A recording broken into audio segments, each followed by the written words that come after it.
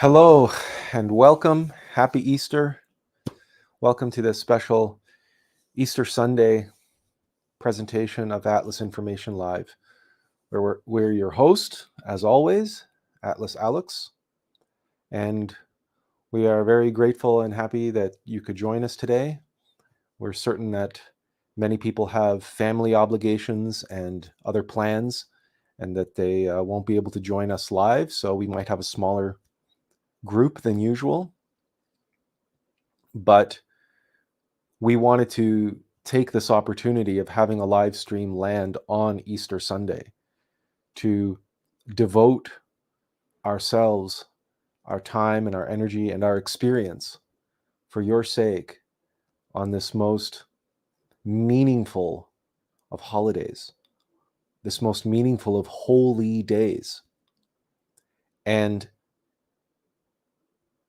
the meaning of Easter extends into antiquity long before the life of Jesus.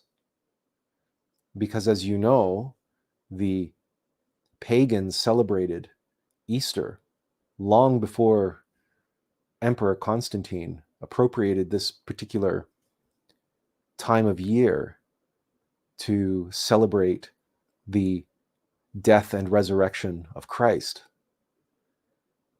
It's spring, and the feast day of Easter has always meant new life.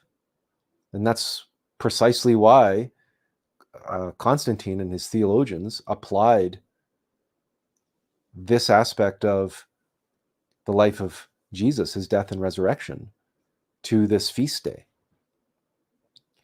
And when we consider, wherever we live in the world, the changing environment as winter gives way to spring, winter begins to let go of its hold. This is, of course, for those of us in the northern hemisphere. For those in the south, things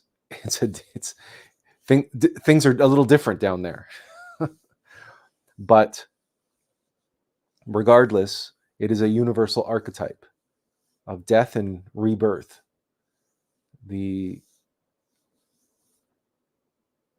leaves budding, the flowers blooming, the birds and insects returning, and all manner of animal coming out of hibernation.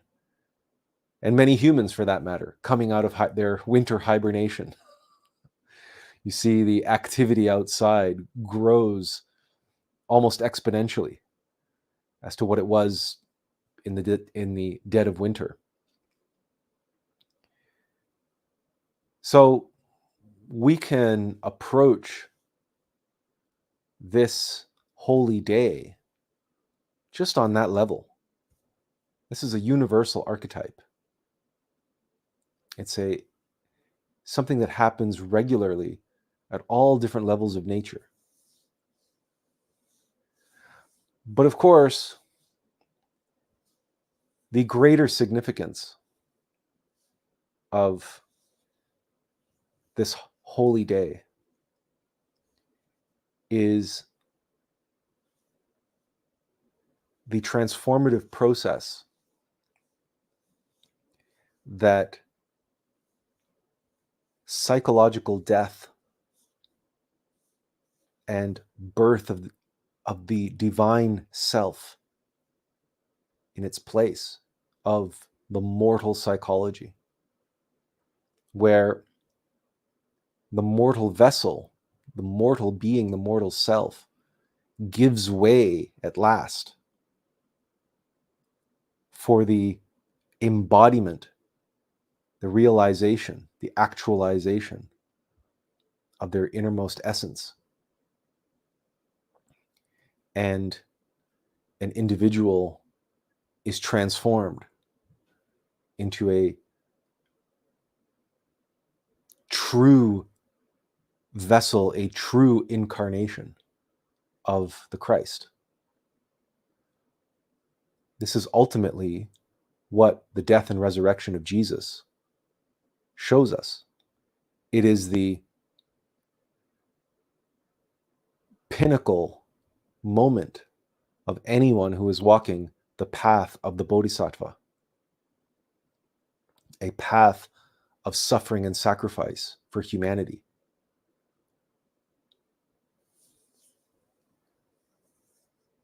And it is just serendipitous that last week we were talking about Shawshank Redemption, and we were talking about freedom and liberation and being the embodiment of liberty, even in such a place as a prison, and managing to bring the light of freedom and the warmth of hope to such a gray and dreary and mechanical institution as a prison.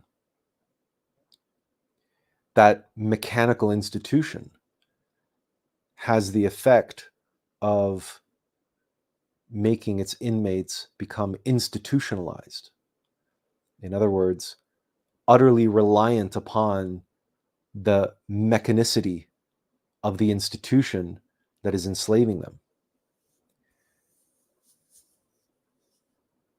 And we were talking about how this could very well be the most perfect allegory for this humanity, for the human condition. We are all imprisoned. We are all institutionalized by our mechanical nature. That mechanicity has its own schedule, has its own time frames, has its own priorities. And it fulfills those priorities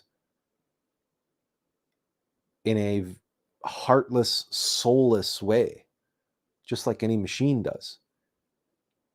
The algorithms of our mechanical nature, our egos, are like malware. They execute their program, and they will do whatever is required to be able to execute their program. That's their nature. And mechanical nature is incapable of doing anything outside of its mechanical nature. A wristwatch, a mechanical wristwatch,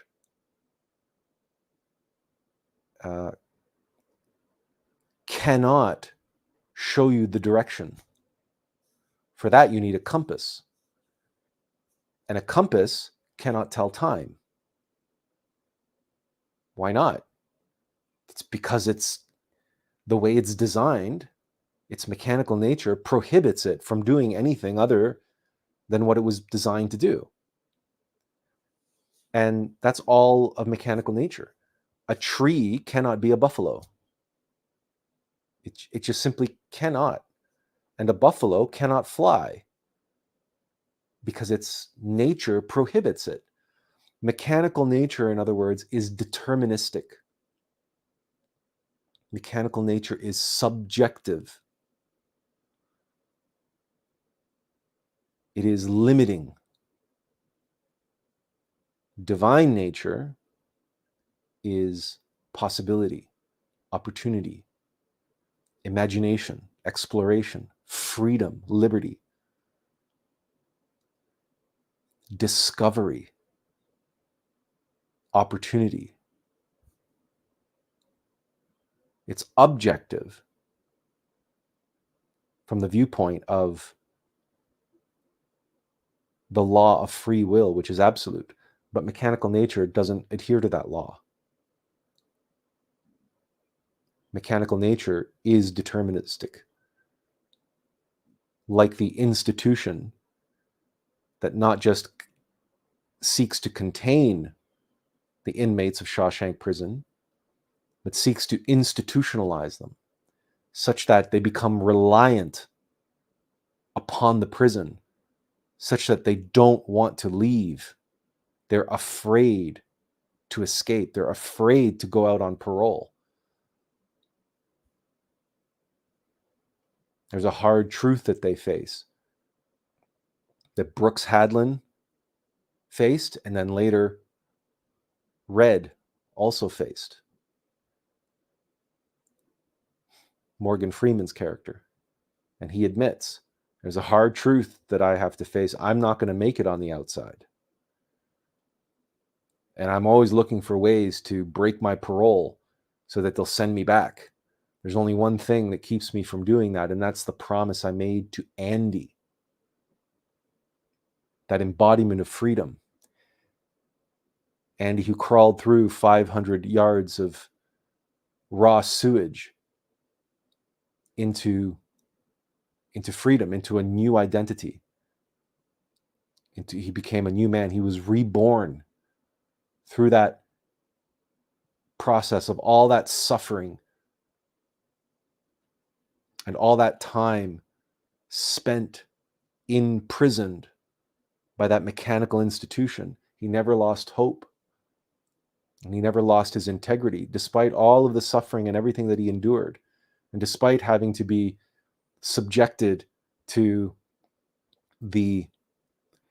participation in the corruption of Warden Norton and Constable Hadley, the captain of the guard, and et cetera, et cetera. You know, Andy does what he needs to do to survive, but more than that, he transmutes and transforms all that corruption into a new identity and into a new life, which he assumes when he goes through that symbolic death of literally flushing himself down the toilet, down the sewer, and crawling through 500 yards of raw sewage and coming out clean on the other side, as Red puts it.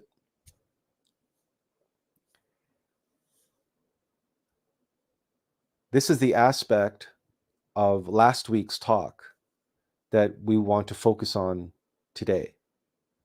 It is this process of enduring suffering and facing the heartless, soulless, mechanical, deterministic, corrupt machinations that we are all imprisoned in. And the process of having to crawl through that sewage pipe and having to flush away those aspects of ourselves which keep us imprisoned, and to work with our Divine Mother to go through that cleansing process.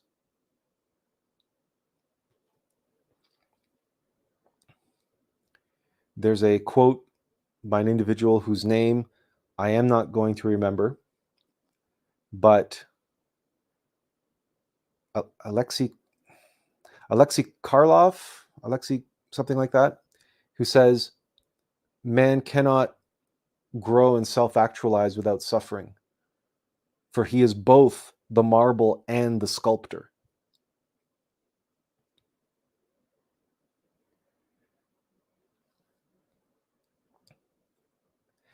And it just so happens that this past week, in follow-up to the previous week that we had, which was kind of like a week spent in hell, just as we were coming out of it, we faced our own mini version of Good Friday in the lead up to Good Friday. And we want to recount to you our experience so that we hope you can learn from our experience as we learned from it. And as you know, Good Friday is the day that we celebrate, is perhaps not the right word. It's the day that we remember Christ's crucifixion. We observe the Passion of the Christ on Good Friday. And as we mentioned several weeks ago now, when we were talking about bliss and how bliss is your passion, and that the Passion of the Christ, the crucifixion, and all of the suffering and all of the hardship and the slander and everything that Jesus endured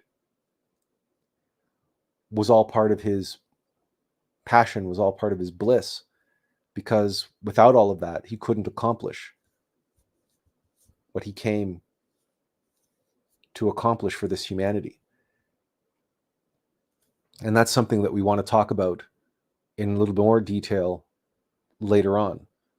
But for now, this aspect of being slandered, of being condemned, of being judged by the very people that you are here to help, and being able to endure that with equanimity, being able to accept that. Surely all of us who are drawn to these teachings, are drawn to the path of awakening and self-realization, surely all of us feel compassion and feel some drive to help others and assist others in need.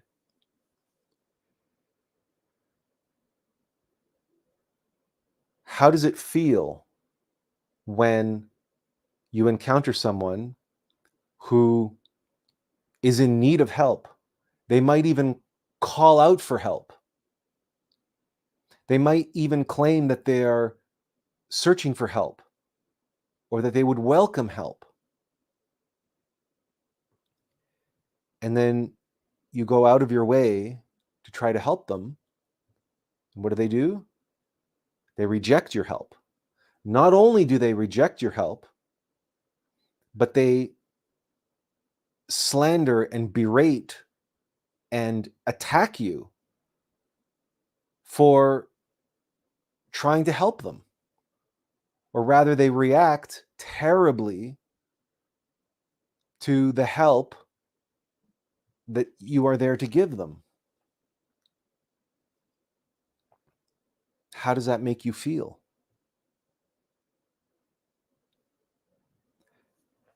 A few weeks ago, we talked about love, and during that live stream, we talked about unconditional love and how unconditional love is the hardest for us mortals. It's the hardest to give, just as it's the hardest to receive. But unconditional love means unconditionally, without conditions. And that means without expectations, including the expectation that your love will be received, that your love will be welcomed by the very people who need it, and in their own words, claim that they're awaiting it and welcoming it. And then when you give it to them, they reject it outright and then shoot the messenger in the process.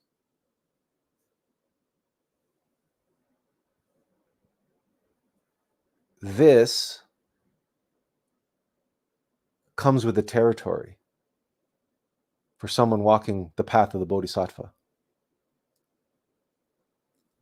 Just as it came with the territory for the Buddha, for Jesus, and for countless other saints and martyrs throughout history, and countless other prophets and sages and teachers and masters, who, let's face it, they were welcomed by a very small handful, select individuals in their inner circle. And perhaps at times here and there, they had some success in a broader audience. But sooner or later, when the mob got a hold of them, ultimately, the will of the mob won out. As is in the case of Socrates, for example, who was poisoned by the citizens of Athens, who had had enough of his truth bombs. He was just too damn annoying. That wise old sage, he always had an answer for everything. He was so arrogant, he thought he knew everything. No, we had enough of him. It's a universal archetype. It's a universal experience. And it's something that we experienced just a few days ago, leading up to Good Friday. A good friend of ours, very good friend of ours, is working on an initiative to make May a month of anti-artificial intelligence, particularly for artists. May is traditionally the month related to labor, to workers, and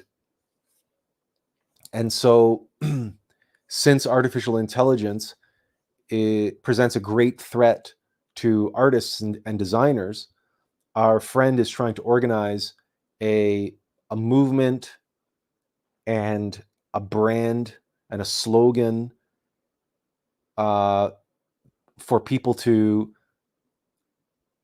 proliferate online and participate in however way they can to voice the concerns for an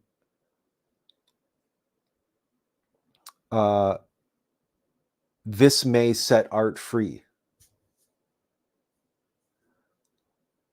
And he's a part of a Facebook group, which is Artists Against Generative AI, or something to that effect. And he invited us to join that group.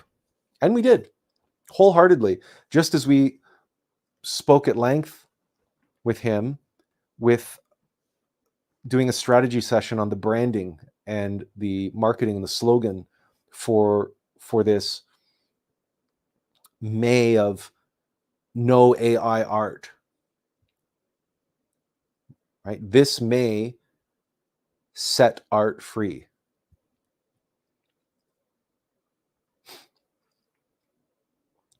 And in that group, many, many, many people were sharing many things and voicing many posts, lamenting the advance of AI art, but also mocking AI generated art. Because, AI art has difficulty with fingers sometimes, and sometimes it gives people like 3 limbs, and it can do some janky wonky things sometimes. And so the group was really all focused around, because the group was by artists and designers who see basically their livelihood threatened. And more than that, they intuit how AI art is heartless and soulless, and that it is derivative by definition, and revisionist and degenerative, because it's a copy of a copy of a copy of a copy. because AI cannot generate anything other than how it has been conditioned, what it has learned on. And so what it generates is not really a true generation. It's a degeneration, because it's breaking down that which it's seen and it's putting it together in so-called novel ways. But they're not novel ways. AI can't do anything novel. It can only reconstruct based on what it's been taught. In other words, it's 100% subjective and conditioned, just like any mechanical rational mind. That's why Hollywood and pulp publishers of pulp fiction and publishers of pulp comic books and so much of so-called popular culture, those engineered boy bands and everything else, it's all just regurgitated derivative schlock. It's stuff that people consume and then it's completely forgotten.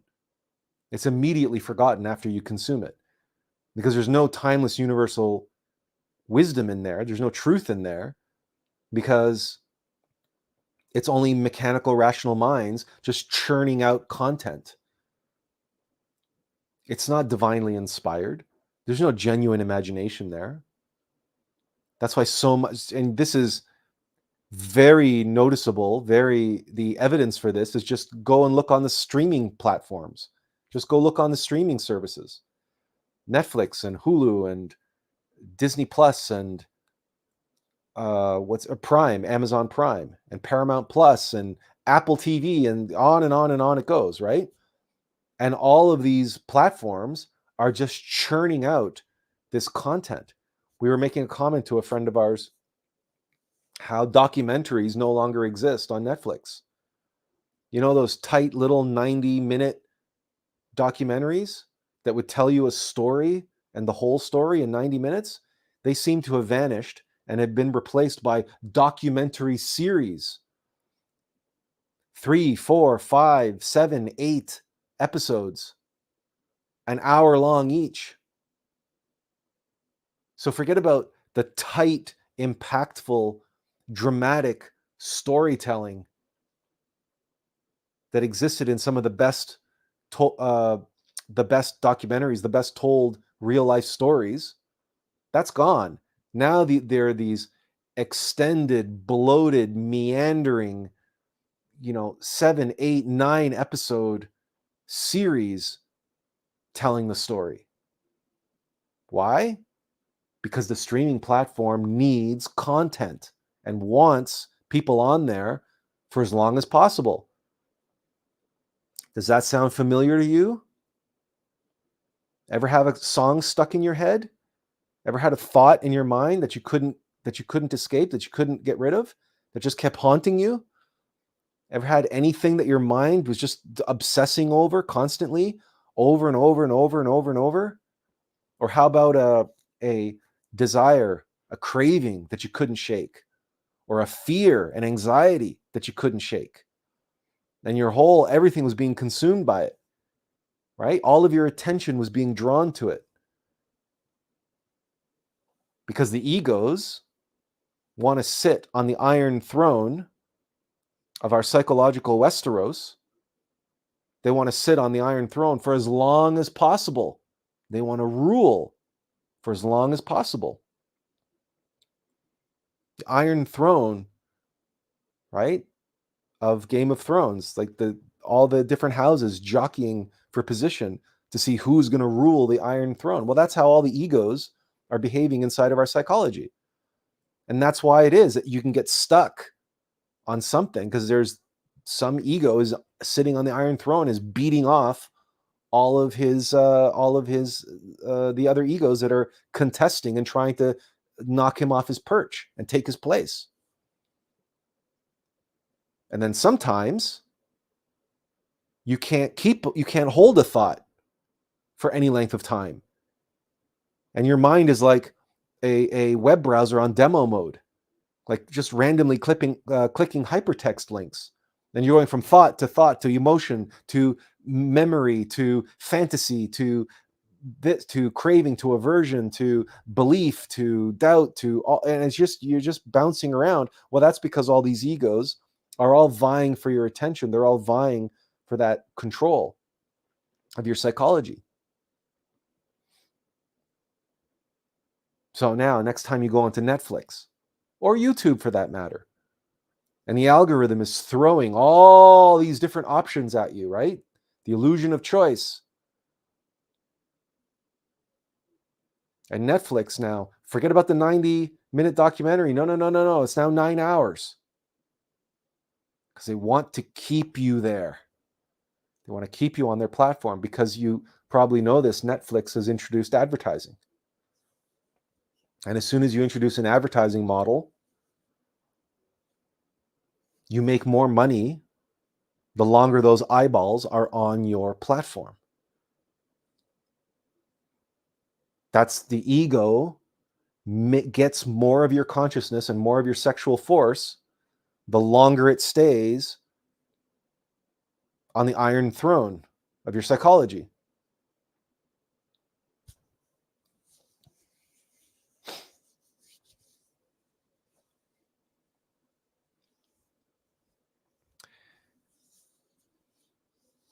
We got off on a bit of a tangent there. So let's bring it back to the group of artists against AI generative art. So we joined this group, and after observing some of the posts and obviously a lot of people going through a lot of suffering because of AI art, we began posting. And we began posting from our perspective. And we began sharing with the group some of our videos related to mechanical minds and related to the malfunctions of the matrix of mechanical ego mind. And we started getting into the war against AI is really the end game of this battle that philosophers and theologians and artists have been calling the war between good and evil for the souls of humanity. Because AI is really just an external information technology manifestation of egos. It's just the manifestation of the AI rational mind, but in computer form. But it's a purely mechanical expression of that.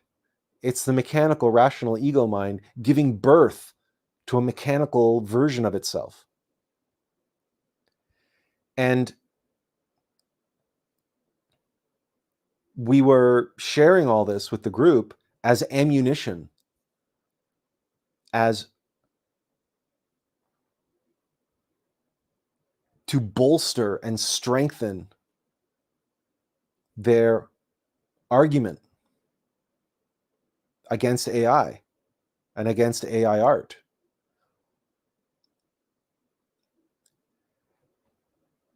Because we recognize that genuine art is born of the consciousness, not of the rational mind. It's born of the metaphysical self, the divine self, not the mortal vehicle, the mortal vessel, the mechanical machine. The mechanical machine can only make something that's derivative and revisionist. It can only twist and corrupt, like a photocopier. Can never produce the fidelity of the original. Doesn't matter how good the photocopier is, it's always going to be a copy.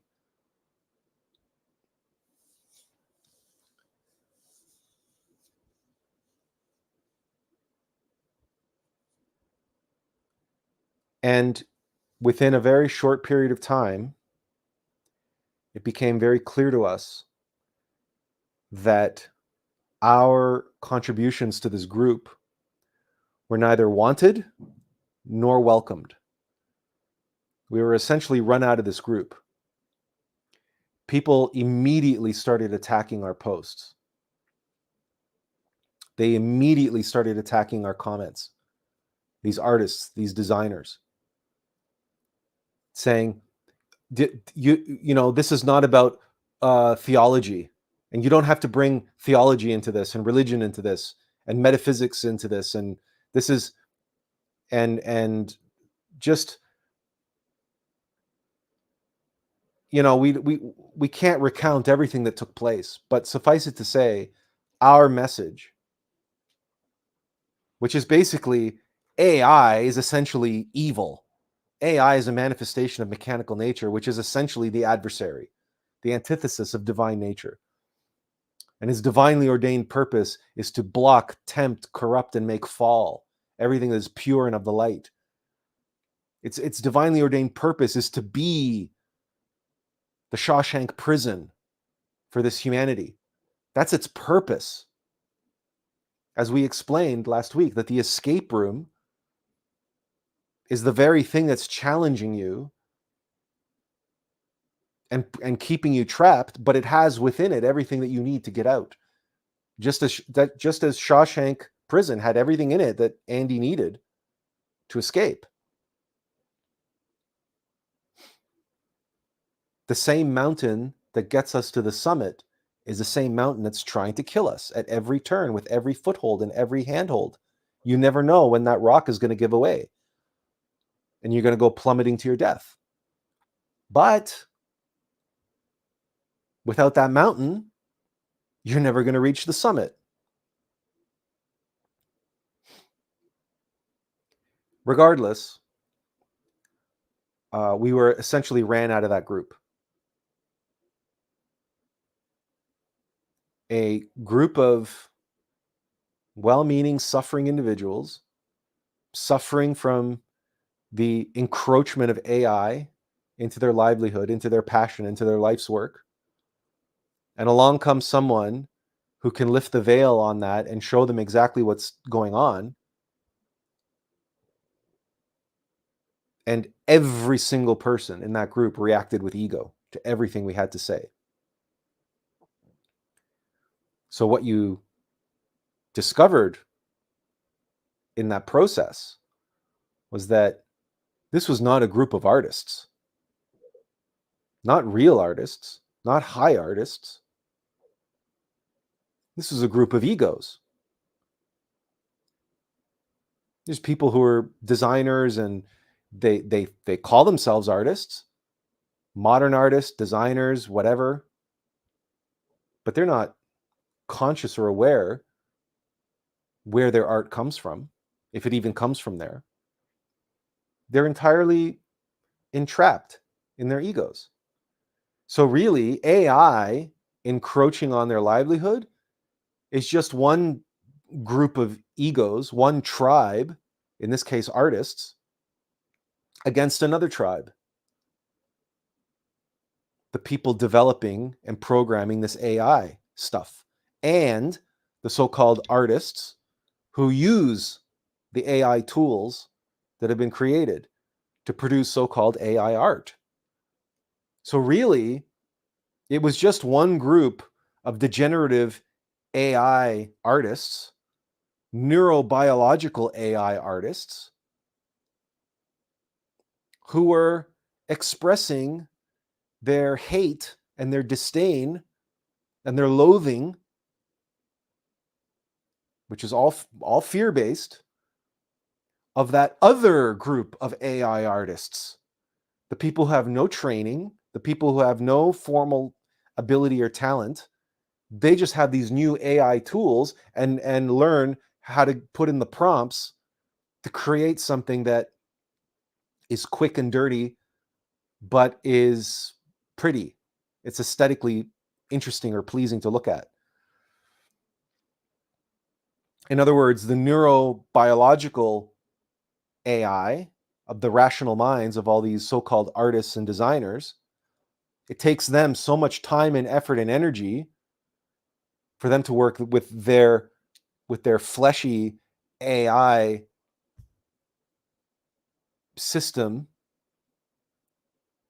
to create something that is aesthetically pleasing or interesting or stylish or what have you. or impactful if they're doing it for business, for commercial purposes. Their designs are not only aesthetically pleasing, but impactful and effective. But it takes them a lot of time and effort and energy to be able to produce that. And these people over here that have no training, they've never gone to school, that have know nothing about what good art is or not, but they know what they like, and they're using these AI tools to very quickly and very, very short periods of time, with very little effort, create aesthetically pleasing and impactful and interesting output, so-called AI art. So you have one tribe of fleshy neurobiological AIs threatened by another tribe of actual AIs, IT-based AIs, and the people who use them and the people who proliferate that technology as a disruptive technology that's going to turn the artists, make the artists ever more obsolete. And into this tribal warfare of ego versus ego, of AI versus AI, comes Attlas, a messenger of Allux, and comes to enlighten them on the true nature of AI, not realizing that though everybody's calling themselves artists, they're not connected to their innermost being. They're all in their ego. They're all in their AI. So we come along and tell them how AI is evil, and that's why they're reacting to it so harshly. And what happens? Their neurobiological AI does what really one would expect, which is react harshly to the truth and to the messenger delivering the truth.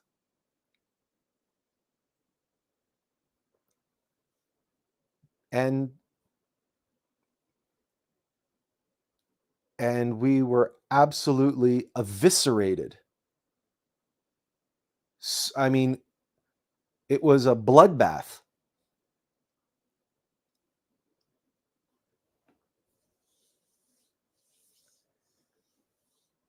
And it really stung, because we went in with, obviously, the quote best of intentions, but also we went in with the false assumption that people claiming to be artists and people reacting and trying to fight the good fight against AI art encroaching upon their field, we made the incorrect assumption that these were real artists and that they would appreciate, they would comprehend and appreciate that AI, being heartless and soulless, being a cold machine, there's an absence of divinity there. There's an absence of beauty. There's an absence of love. There's an absence of truth. So we went in, again, naively is the best word. We went in naively, putting our faith in humanity, putting our faith in these artists, giving them the benefit of the doubt that if anybody is going to appreciate our message about the true nature of AI, surely it's going to be people creating art who have devoted their life. This is their passion. They're following their bliss. These are artists. Surely they will appreciate where we're coming from. And we were effectively, our overtures effectively ended in us being crucified as much as one can be crucified in a Facebook group. And it was brutal. As we said, we were eviscerated. It was a bloodbath. And so we know when we're not wanted, we checked out. And any posts that we made that were just getting completely trolled, like the posts that we make were getting spammed by people just out to eviscerate and troll us. We just deleted all our posts and we left.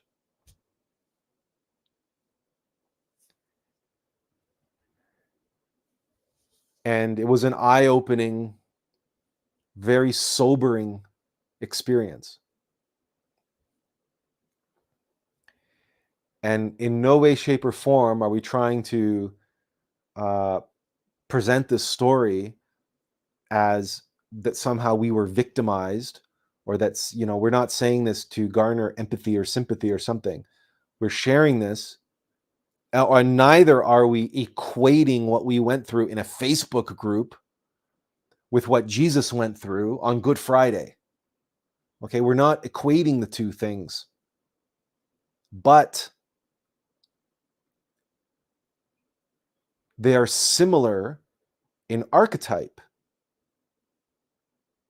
It's just a question of degree. It's only a matter of degree. And if anyone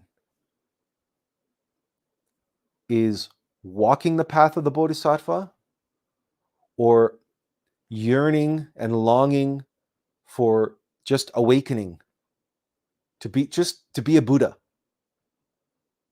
just to be awake, we need to take to heart, we need to accept the harsh reality that we face. There is no point in us continuing with naivete, false hope, but really what matters is that we not continue with any expectation that we are going to be received wholeheartedly, or that if we are received with open arms and by the crowds waving their palms on Palm Sunday, and then a week later, 6 days later, they're crucifying us on the cross, because that's how quickly the mob turns. It's like in the film Gladiator, when Scylla says to her brother, the emperor, she says, "The mob is fickle, brother. He'll be forgotten in a month." The mob is fickle. Yeah, the mob turns. We all know that. We all know what mob mentality is like. And we all know what it's like when a group of people just piles on one individual. And that individual might have been the hero a week before or a month before. And what comes to mind are a quote from The Dark Knight. If you live the hero long enough, you will live to see yourself become the villain.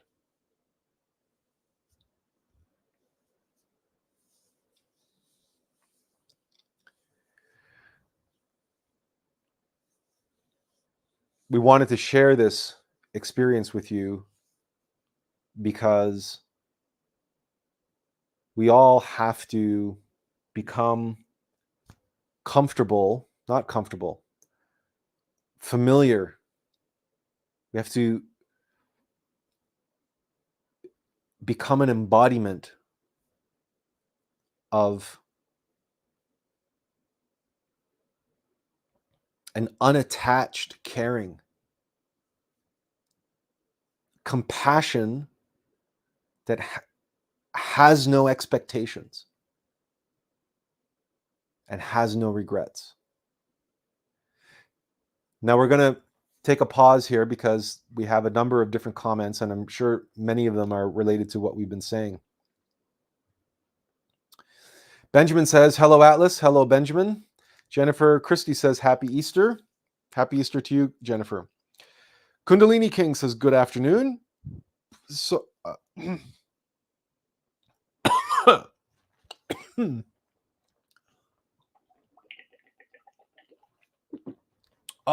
pardon me. Azazel says,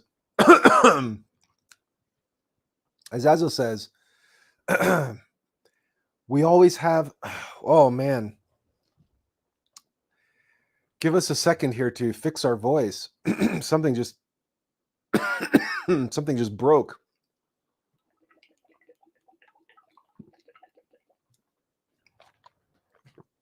That's a little strange. Okay. Azazel says, we always have some kind of experience leading up to Good Friday by a need to know basis. It's one of the few days where we almost can count on it, but it always happens in a spontaneous way. For us, it is a day of gratitude.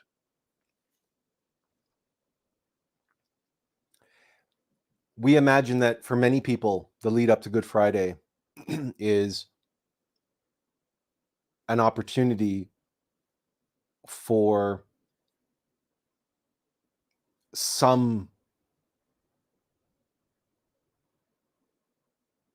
form of psychological death, something to let go of, or something to observe in oneself. Because again, Good Friday represents the death of the false self.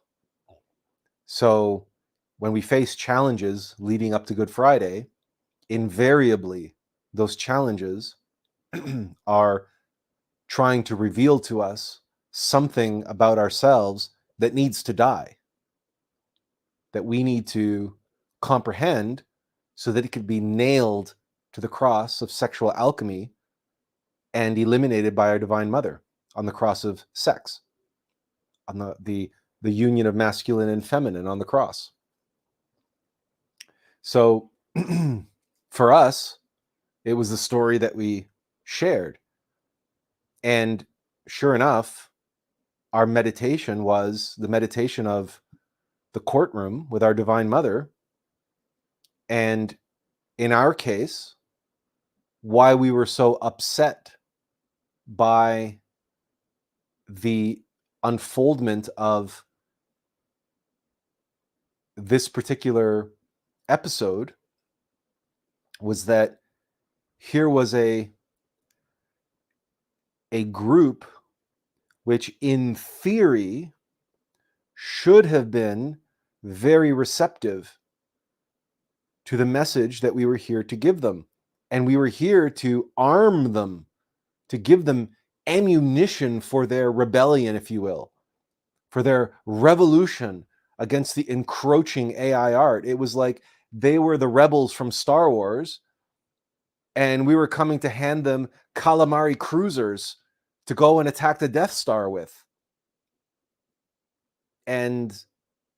But again, we were rejected, and all the ammunition we gave them was summarily dismissed, and the messenger shot in the process. And the aspect of myself which was most bothered by all of this was, of course, the demon of fear. Because the attachment to outcomes, the desire to control outcomes, and the attachment to how those outcomes turn out is fear. So when the result of our pouring unconditional love into this group was so negative and such a shit show, our demon took advantage. And it's these subtle little ways in which our egos weasel their way in between us and our higher self and us and our higher calling, and manage to become attached, even as we're trying to show unconditional love and pouring ourselves and giving ourselves to others. Our egos will find a way to slip in there and take advantage of that circumstance to make us suffer by giving us expectations, or at least giving us an attachment to the outcome. A bodhisattva must be here with unconditional love, unconditional compassion, unconditional caring, and unconditional giving, without any attachment to the outcome. Because, frankly, this humanity is in hell. And it would be, frankly, stupid, foolish and naive to believe that as a bodhisattva, you have come to hell to help the denizens of hell, to help the residents of hell. It would be foolish and naive to think that the residents of hell are going to be welcoming to you. They're residents of hell. They chose to be there. Everybody who is here, who is still asleep, has chosen to remain asleep. Just as Andy Dufresne chose to go to Shawshank prison.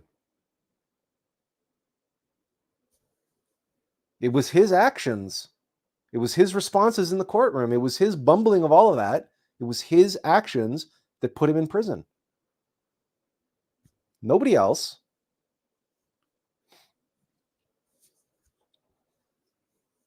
It was the circumstances of his life and how he chose to react to all that that landed him in prison. He chose to be there, even though he was, quote, innocent. We are all in hell, and one way or another, we all chose to be here, either wittingly or not, willingly or not. But we chose the course of actions that put us at whatever level of being that we are at. And this humanity is in hell, which means the majority of people that we meet are effectively demons. They're asleep. They're not going to react well to the truth. They never have. This is why Plato said, there is no man more hated than he who speaks the truth. So, on a practical level, it's just stupid and naive to have expectations of positive outcomes. If the positive outcomes happen, wonderful, great, welcome the positive outcome and allow it to occur, just as we must allow negative outcomes to take place with the same indifference, without any attachment.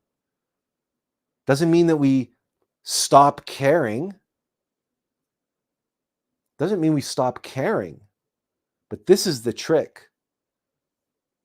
The ego's version of caring is attachment. The ego's version of caring is worry, anxiety, and desperation to try to make sure it turns out a certain way. Right? It's control. And we all know this because we all have mothers. And we all know individuals like that. And we all know there's an entire generations that have been brought up with helicopter parents who believe that caring is smothering, because they're so desperate for their child to be happy and healthy and normal and balanced and successful in life.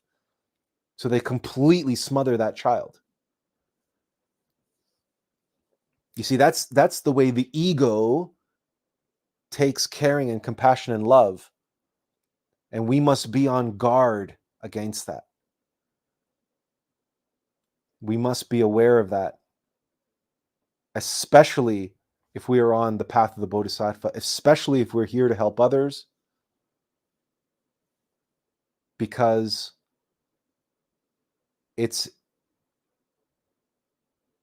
we are setting ourselves up for tremendous amounts of suffering if we don't deal with that attachment inside of us, because we are going to deal with a great deal of heartache otherwise, because the rejection is going to be there. We will be assaulted. We will be, stripped bare in the town square and judged by the mob. It's already happening. It's going to continue happening. It's only going to get worse. We have to be prepared for that. And we have to find the strength inside of ourselves to endure that without losing our compassion. Forgive them, Father, for they know not what they do.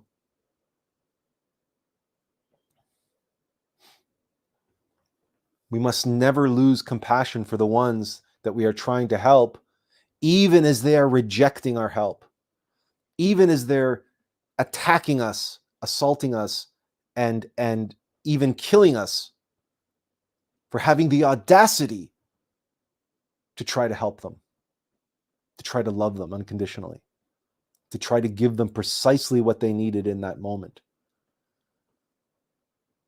To our very last moment, we must maintain our caring for them, but not attachment to their reception or rejection of our caring. Kundalini King says, to be helpful is our only aim. I literally just told my wife I love her, and we were discussing unconditional love before I came on the live stream. AI is archinic ASF.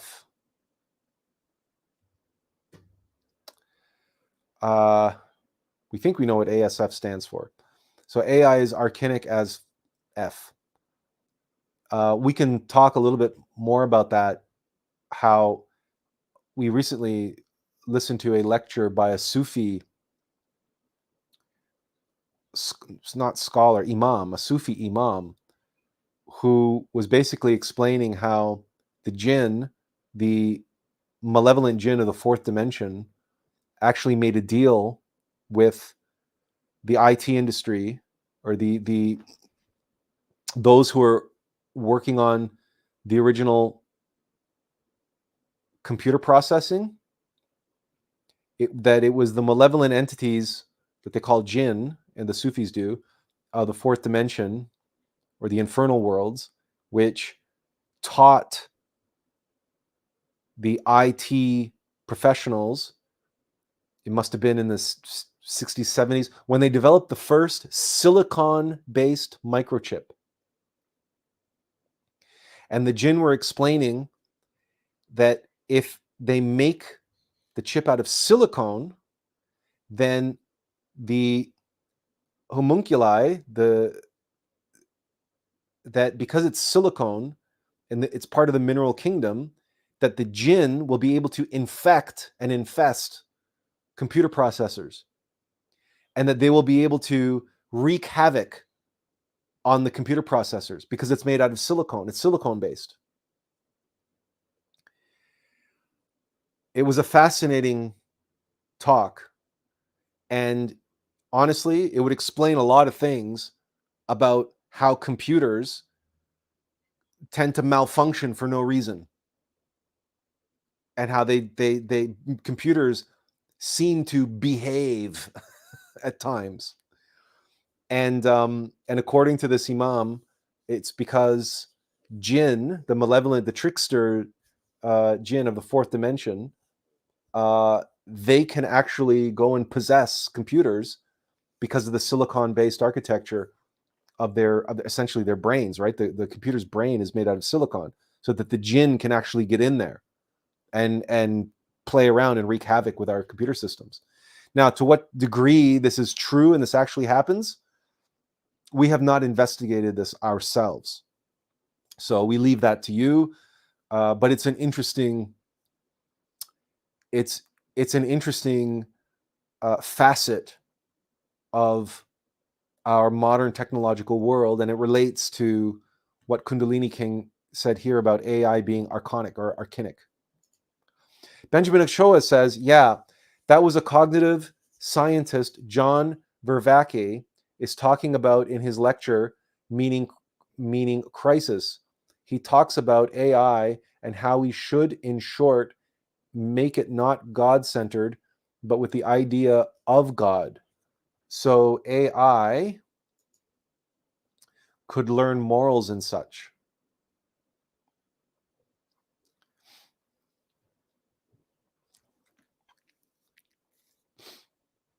Did we see this? We're trying to remember if we've seen this lecture. AI and how we should, in short, make it not God-centered, but with the idea of God, so AI could learn morals and such. Okay, the thing about that, Benjamin, is that we explain in one of our videos, and we explain it in depth in our book, that computers cannot learn morals because they have no conscience. Your morals, your ethics, don't come from your rational mind.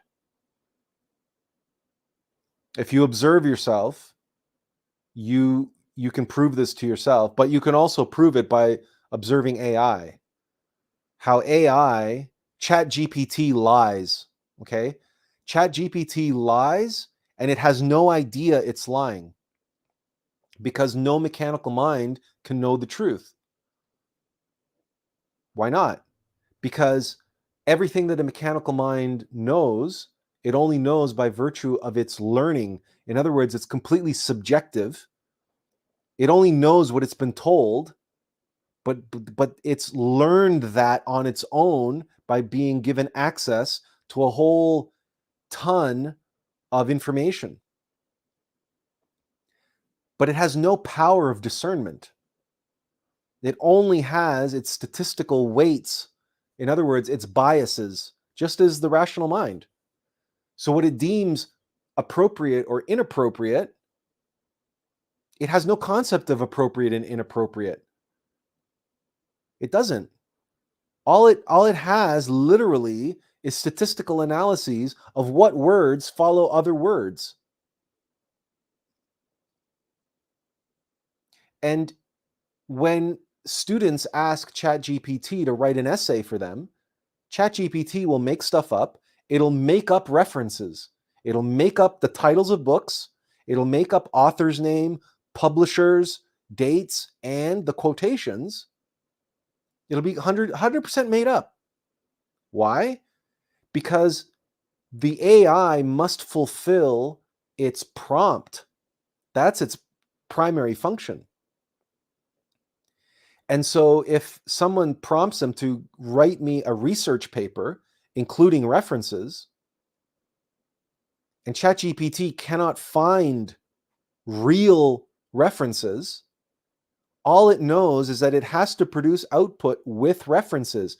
And so it doesn't know the difference between real references, because nothing in ChatGPT's database is real.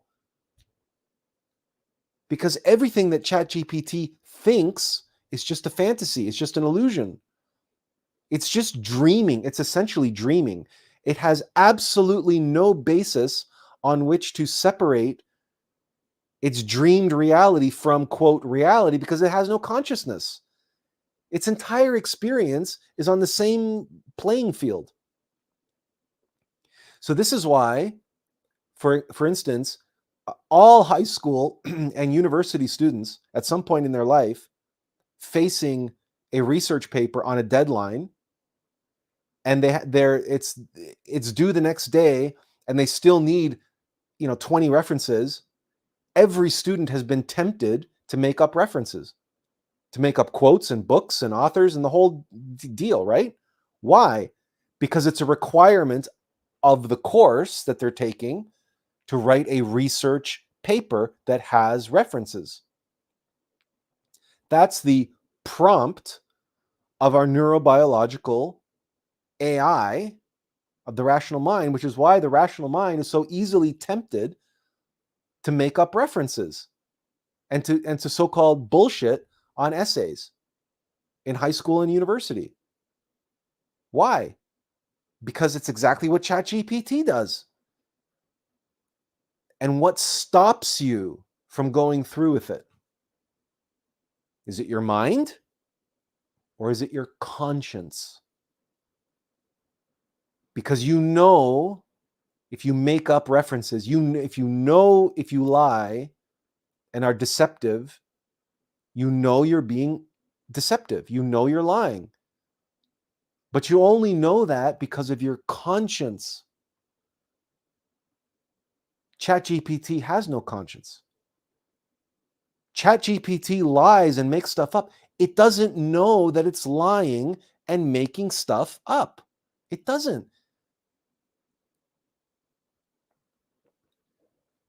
So this lecture, this individual, this John Vervaeke, we have replied to him, or at least on videos that he's posted talking about this.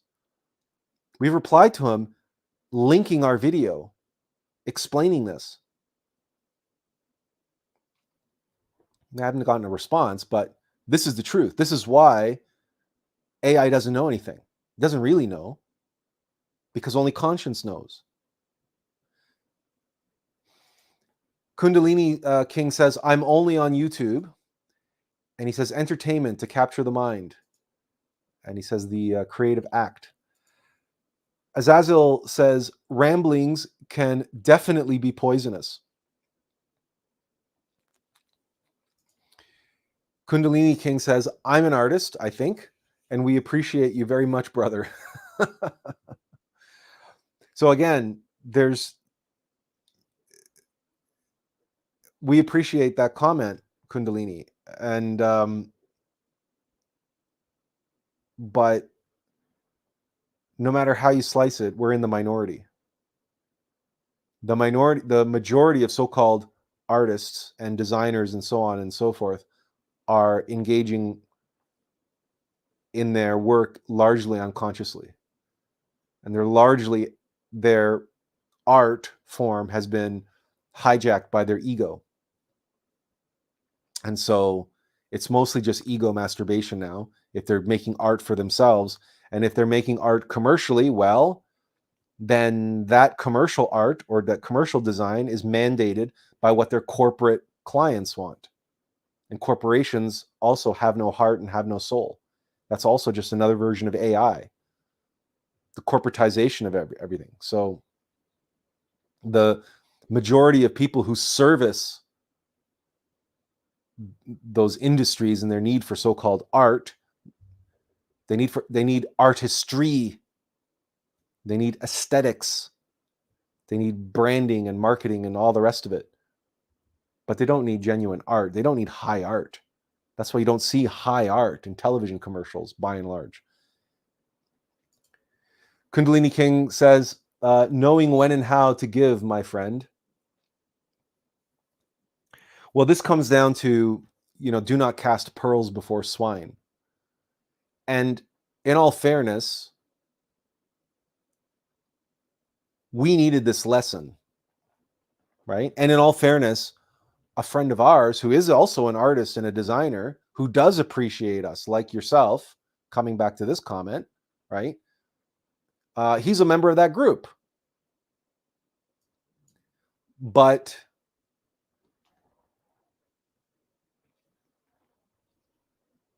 he invited us, and we wrongly assume that any group that he is a member of must have like-minded individuals as ourselves, as my friend and as myself. So I proceeded on that basis, and as soon as I discovered how how that wasn't the case, well, I bowed out, right? But it doesn't mean I don't believe in prejudging people. I don't believe in assuming anything. Like, I would rather give people the benefit of the doubt and be disappointed than go through life cynical and refusing to, quote, cast pearls before swine and just assume that everybody's a swine. Well, a bodhisattva can't do that. A messenger, a teacher can't do that. We have to sow our seeds. And some of those seeds are going to fall on fertile soil, and some of them are going to fall on the hard earth. And the wind is going to blow them away, or the birds are going to eat them, or whatever's going to happen to them, but they're not going to take root. But you still have to give it a chance. You never know when a seed might fall on even the hardest earth, but make its way into a crack and somehow take root and sprout, even in that hard soil. If you just look at the hard soil and say, "Oh, that's hard soil," and I'm not even gonna bother trying to plant a seed there. Well, I mean, it's your prerogative, I suppose. But we don't take anything that's written in the Bible that dogmatically and literally, that says, "Oh, do not cast pearls before swine." Well, then, I must be on guard at all times. Who I speaking to and what I say to them, lest I accidentally cast pearls before swine, right? So I follow what Attlas tells me to do anyway. And this was a lesson that I needed to hear. I needed to have. So that's my response to knowing when and how to give. We did an entire lecture on this. Who to serve and how to serve. We have an entire 3-hour lecture on this. We gave it sometime last year. Tiffany says, "I'm present, but we'll be in and out for the session." Well, it was nice to have you, Tiffany. It's nice to have you here always. And Kundalini King says, "Virgil led Dante through hell." Yes, he did.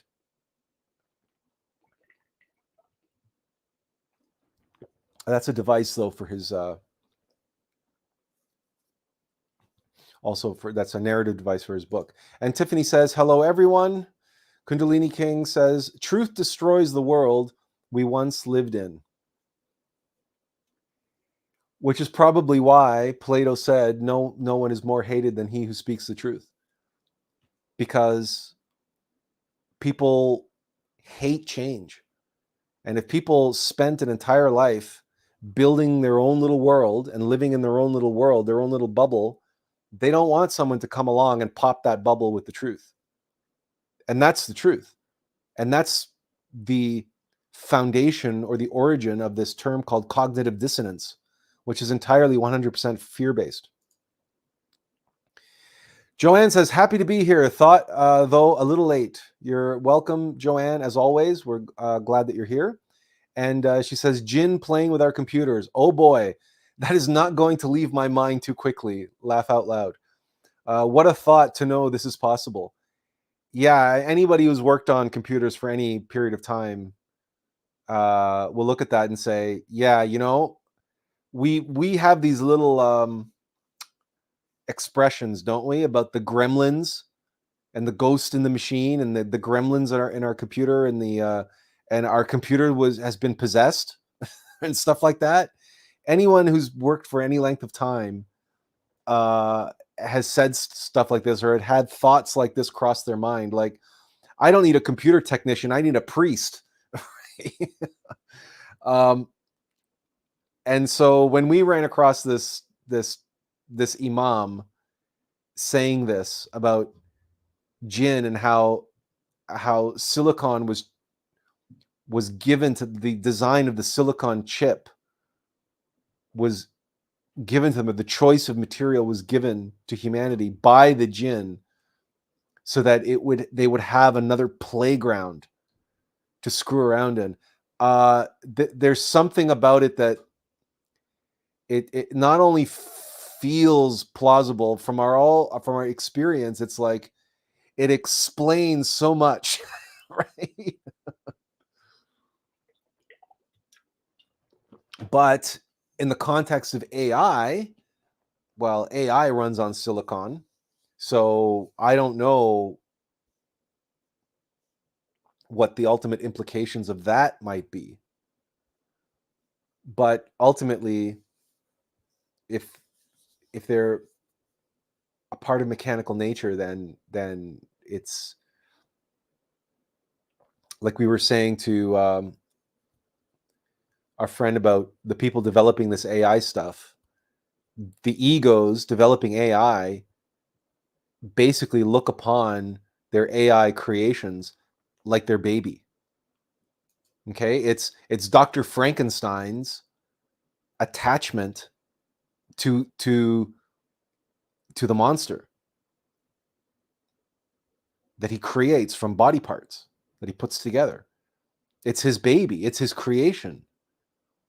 Like, engineers feel that way about their work, designers feel that way about their work, artists feel that way about their work, craftspeople feel that way about their work.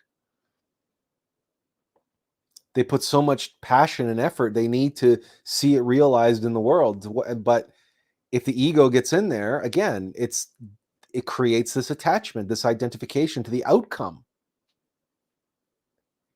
And that's where the problems lie. And that's where you have the suffering. That's where you have the room for disappointment that we set ourselves up with. Benjamin Ochoa says, yes, I agree, Attlas. That is why it is so interesting to listen to you. And Joanne says, it does explain a lot indeed. I have had things happen that now I can see possible explanations for. I am intrigued just by the jinn being able to communicate with humans and telling them what element to pick to design the chip with. How is this communication facilitated from jinn to human engineer? That part is intriguing, as the jinn are of another dimension. So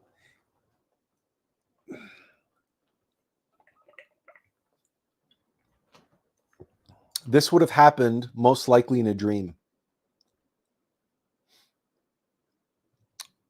When we dream, when we sleep, we leave our physical body. But also, we can be visited by, for example, incubi and succubi. And those of us who are practicing scientific chastity, that is, we're not spilling the seed, we're not spilling the sexual force, we represent a pool of vital energy that incubi and succubi can't resist.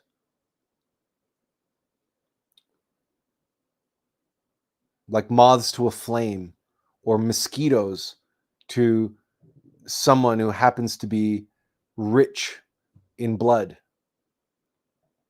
or has very sweet blood, or very iron-rich blood, or whatever it is that the mosquitoes are after. So, but yeah, like moths to a flame, incubi and succubi are attracted to pools of sexual energy. And incubi and succubi are essentially jinn. They're astral larvae is what they are. But so there are many ways in which the entities of the supernal worlds, the metaphysical planes, let's call it the metaphysical planes, because many of these are in the lunar astral plane. They interact with us in the subconscious and unconscious minds. And so when we dream and we're asleep, our consciousness is asleep, but we're taking on these flights of fancy. That's very often how we can be contacted by various different entities. And they can communicate with us, they can implant ideas. Like, the film Inception, Christopher Nolan's movie with starring Leonardo DiCaprio. And that whole movie is about planting this idea into somebody's head. Inception is a secular science fiction film illustrating what can happen, but from metaphysical sources, right? It's when we sleep, it's when we dream. And that experience can be so vivid and so real. And like many people have had visions in their dreams, and they wake up and they sketch what they saw in their dream, and then they realize that's a new invention or what have you, or whatever. Or they have a premonition. They see the future in their dreams. And then later on, what they dreamt about comes to life. And then there's this whole phenomenon in how the Simpsons have predicted the future time and time again. And people call it predictive programming. And there are so many different ways that you can interpret what's actually going on there. But one way or another, the writers on The Simpsons, the future, one way or another, got into their heads and got onto the scripts and got onto the show. Now, if you think that the writers of The Simpsons are actually the ones planning and orchestrating how the future of humanity is rolling out, that's highly unlikely. It's also highly, highly unlikely that global elites or any other individual person is orchestrating this. But metaphysical beings, Black Lodge and White Lodge, right? Their innermost being, and also the elements of their subconscious mind. There's interactions that are taking place, whether those writers are aware of it, conscious of it or not. Ideas just pop into their head. And if they say, hey, that's a good idea, and they write it down, they don't know, they don't have the discernment to know how it got in there unless they're awake, right? Like most people, most creatives don't know where this is exactly the point of the story that we told you earlier. And most artists don't know what the source of their creativity is. They assume that it's them, that I'm the creative one, that it came from me. They don't realize that they're just a conduit. It either came from their higher self or it came from their ego. That's all it can come from. But they assume that it came from me. I did it. But none of us can do anything. We're just a physical vessel. We're just the Iron Man suit. And our rational conditioned mind, yeah, well, it can piece stuff together just like any AI can. But the impetus to do so has to come from the will of our innermost being or the ill will of one of our many egos. Craving and aversion, some temptation, some desire. Carrot and stick is another way to, think about it. So this question of how jinn interact with us, the answer is metaphysically. That's the simple answer, the short version of that answer. Kundalini King says, does a child dream in its mother's womb? If so, what does the child dream of? Is the monad in the womb? This is a deep philosophical and theological question. This is the question that is behind the abortion issue. When does a fetus become a human being? And the question really is, when does the monad integrate into the human machine?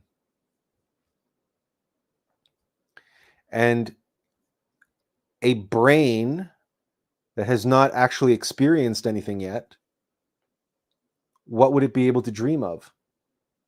What would it be able to dream about? It takes 7 years for all of the egos to integrate into a child. And it takes 7 years for the personality to become fully formed. Now, if it takes 7 years for the egos, this is why, by the way, all children are afraid of monsters in the closet and monsters hiding under their bed. Because it's usually late at night when they're alone in their room that they're dreaming or half awake, half asleep, because their children are very clairvoyant. They can see the egos coming to reintegrate into them from previous lifetimes. So if that process takes place over the 7 years after the child's birth, then what's happening in the 9 months? There's nothing there. There's no material to work with, and there's no egos in there. Is there a monad there? And what would be the point of a monad being in a womb when the senses aren't fully developed, when the processor is not fully developed, when the operating system is not fully developed? Now, this doesn't mean that we're in favor of abortion. We're not. But it also doesn't mean that the fetus is alive in the same way that a human being is. Just as an infant is not alive in the way as a toddler is, as a way as an 8-year-old is. There's a developmental process there. And this is why many Christians, for example, many Catholics, or many people, spiritual people, are on the fence, and they say, okay, up until a certain trimester, they can agree with an abortion, but not after a certain trimester. So not after so many weeks, because the fetus shows so much development at that point. It really is very, very much like an infant. And you wouldn't throw an infant to the wolves, would you? You wouldn't drown an infant after it was born. You somehow know that that's wrong. So some of these so-called late stage abortions, these things really are horrific. And you can't help but feel your conscience pricked when you witness those and you understand what is actually taking place. And then if you witness what's taking place inside the womb under ultrasound, you can actually see the fetus at times resisting and trying to fight off the forceps and the other instruments and machines that they're using to basically kill it. And you can see this unborn infant basically struggling for its life, fighting for its life. So this is a very nuanced question. But metaphysically, does a child dream in his mother's womb? This question is predicated on assuming that the monad is there and that the monad remembers its previous lifetimes. But the egos have not reincorporated yet, so why would he be dreaming? He would be awake. The question is he lucid dreaming? And if he's lucid dreaming, he's not in the womb. He's not even in the body. He's in the 5th dimension. So I don't have an answer to this. I can't tell you right now exactly when the silver cord is tethered, when the monad becomes tethered to the physical body. My gut feeling says it is very much near the point of birth, if not the point of birth. Because the moment when the baby coughs and begins to breathe, that is the moment that the soul, the spirit, the monad enters the baby. This is what our intuition tells us.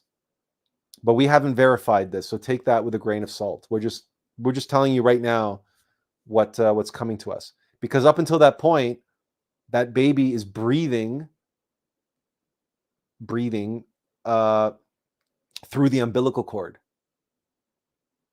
So you know that when the baby comes out of the mother's womb, they used to spank the baby, but they have to do something to get the fluid out of the esophagus and out of the lungs. And they obviously they sever the umbilical cord. So, but as soon as the baby takes its first breath, because the prana is associated with the breath and the breath of life, and the Mahamambantara, the in-breath, the great in-breath and out-breath, the Mahamambantara and the Mahabharata, the great in-breath and out-breath of the universe, it's as above, so below. It is the expansion and contraction of the universal pulsing or waveform on all levels of reality. So why would it be any different for the birth of a child? So the short answer is no, the child doesn't dream in his mother's womb. And so obviously he doesn't dream of anything. He has nothing to dream with, and he has nothing to dream about. Kundalini King says, I had a dream last week. An old woman came up behind me and punched my arm really hard. She began berating me, telling me I was wasting my skills and talents being a hermit, that it was wrong. And he said, not punched, he said pinched. And Kundalini King also says, I posted the philosophical question for years now, Attlas. You are the first to answer so mindfully. Thank you. Well, again, I'm sharing with you. Well, okay, so Attlas is sharing with you what we're being told, but we haven't verified this with any third-party sources. My guess is you could probably find good information on glorian.org about this, but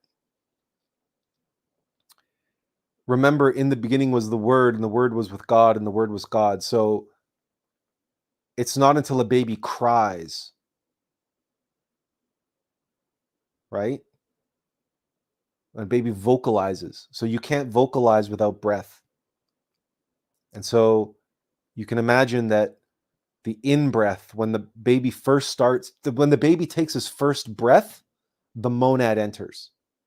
And the silver cord the connection is made and there. But perhaps the silver cord connection is also being made during the 9 months of the pregnancy. But the monad doesn't enter the baby until the baby takes its first breath. And then the monad expresses itself as the newborn the first time it cries, when it has its first emotion, essentially.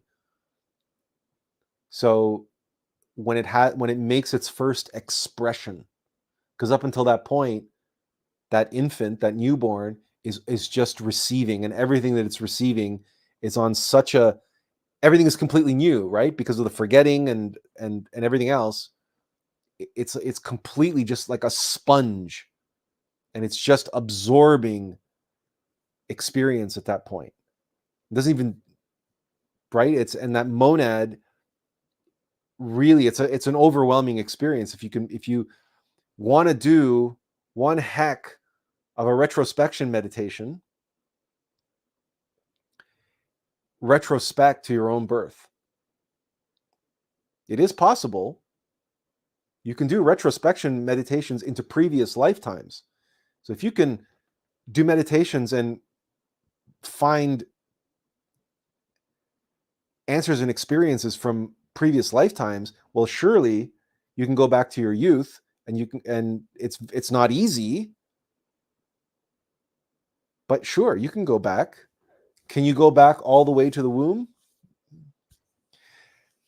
Now, the other interesting thing, Kundalini King, on this question is, what about people who play Mozart for their kids in the womb, and their kids are born geniuses? How does that play into this question that you asked about, does a child dream in his mother's womb? Well, many people have tried this, and some people's kids are born geniuses and some are not.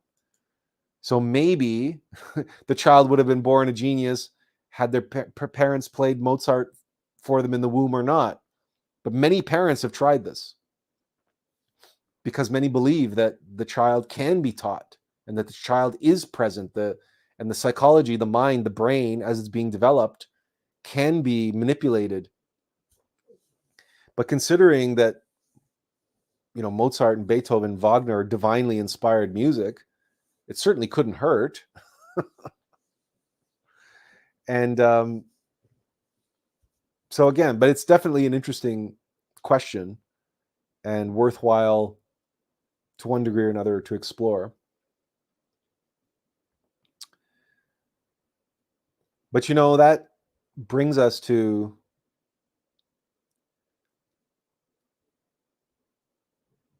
we're talking about children and babies being born, and obviously parents want to raise their kids right. And the love of parents for their child is in many ways unparalleled. It's very hard to find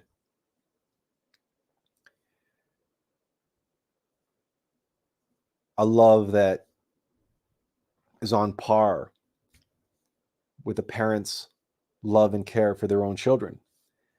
And as we said earlier, that is the love that gets mimicked when we bring anything sacred and divine into the world. It's our baby, right? We're bringing it into the world. Like the book that we wrote, like these live streams that we do.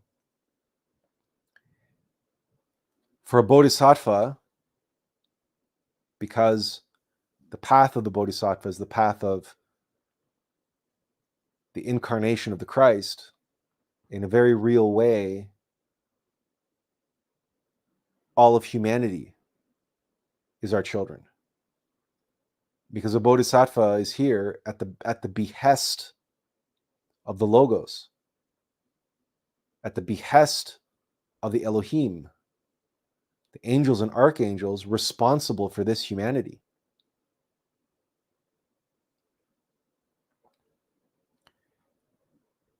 So, how does this relate to Easter?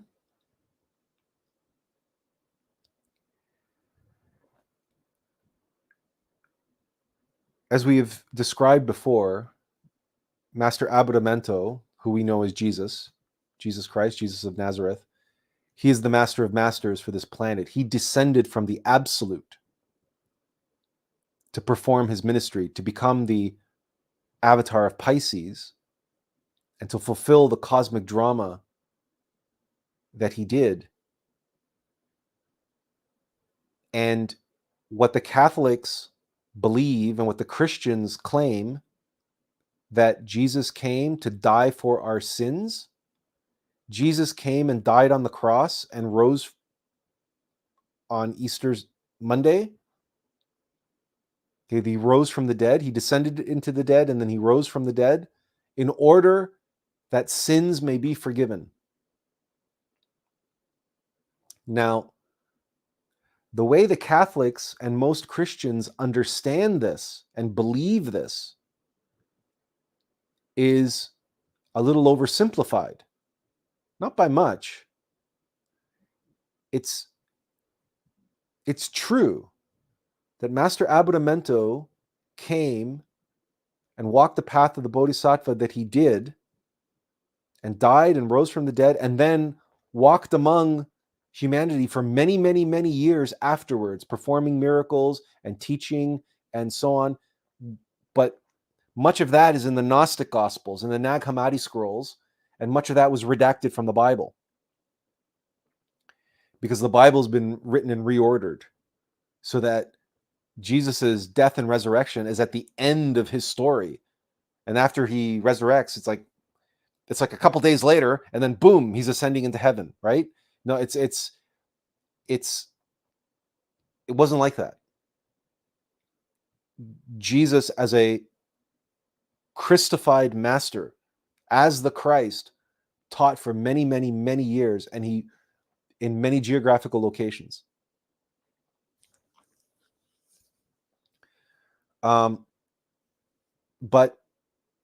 the fact that he died and rose for our sins, that he went through the crucifixion and he suffered as much as he did, it is true that he went through all that suffering so that he changed the rules for this humanity when it comes to karma. Jesus's death and resurrection that we celebrate at Easter made it possible for this humanity to negotiate its karma and for some karma to be forgiven. The emphasis here is on some, not all.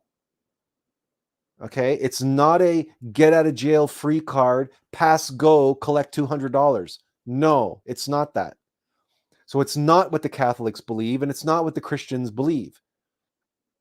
That you can go through life, you can do whatever the hell you want, and as long as you're repentful when you die, when you get to the gates of heaven, and you get to bow down before St. Peter and say, "Oh yeah, I'm really sorry for all my sins, but I believe in Jesus."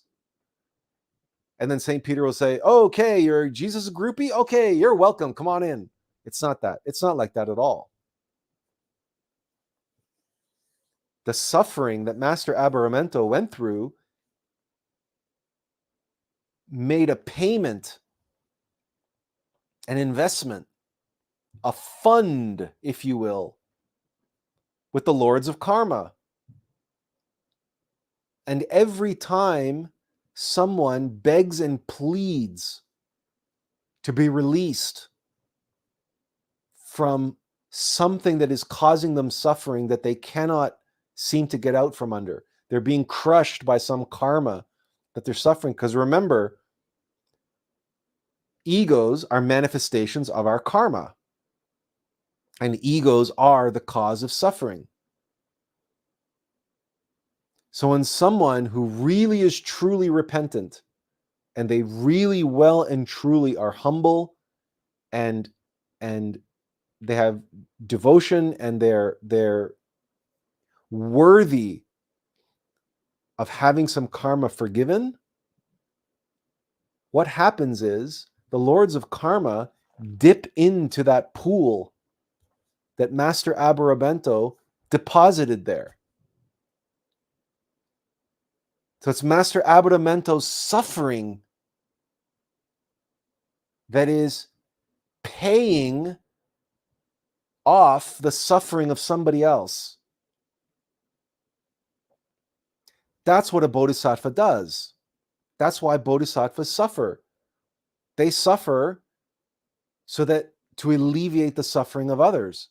And it just so happens that Jesus did that in such a way that he was able to alter the rules for this humanity. And again, so some karma can be forgiven, and some karma, we might say most karma, can be negotiated. And we've talked about that in previous live streams as well. But the essence there is you go into meditation and you beg and plead your divine mother, your higher self, your innermost being, to go and travel to the temple of karma and to bow down before Lord Anubis and beseech and beg for this karma that you are asking to be liberated from. but you're not asking to be forgiven. What you do is you make a promise. You say, if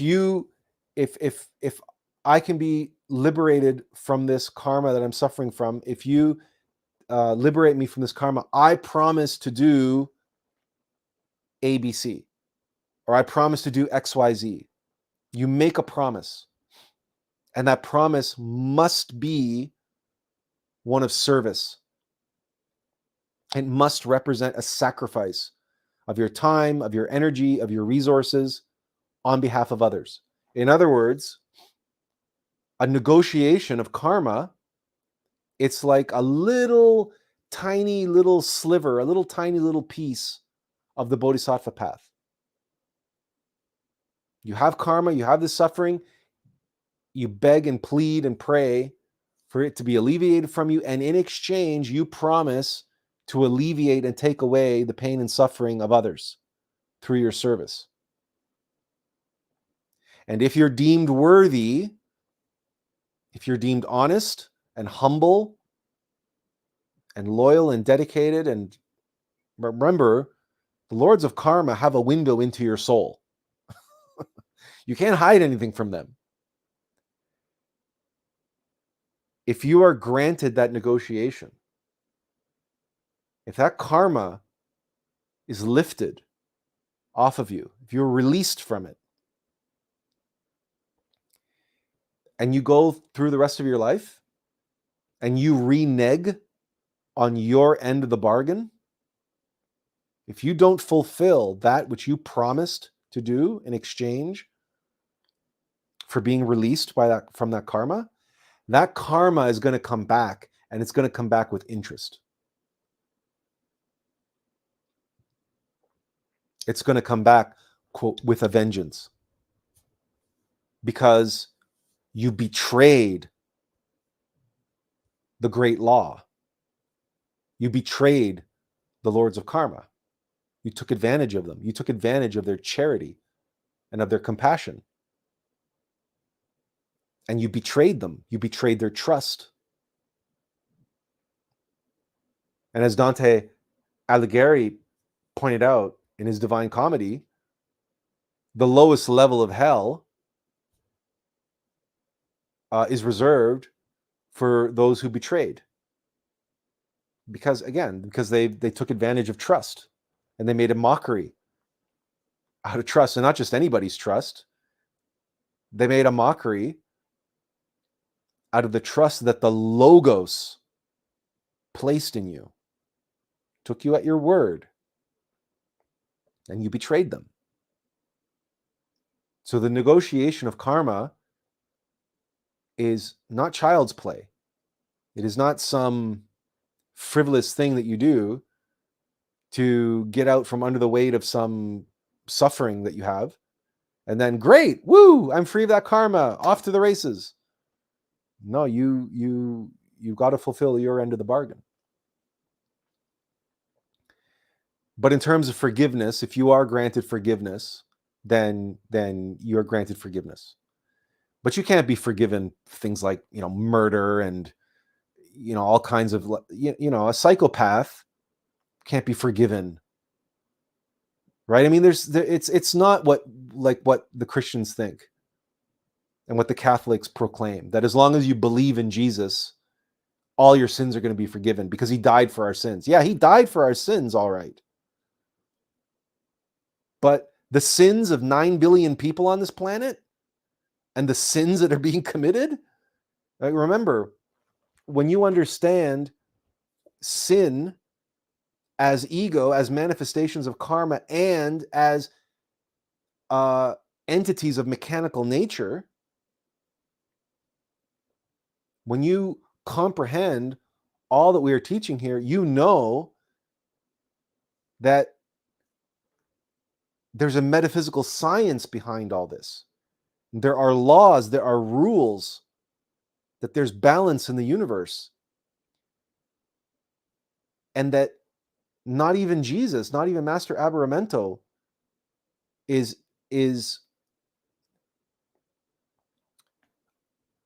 even he has to work within the rules of the great law of cause and effect.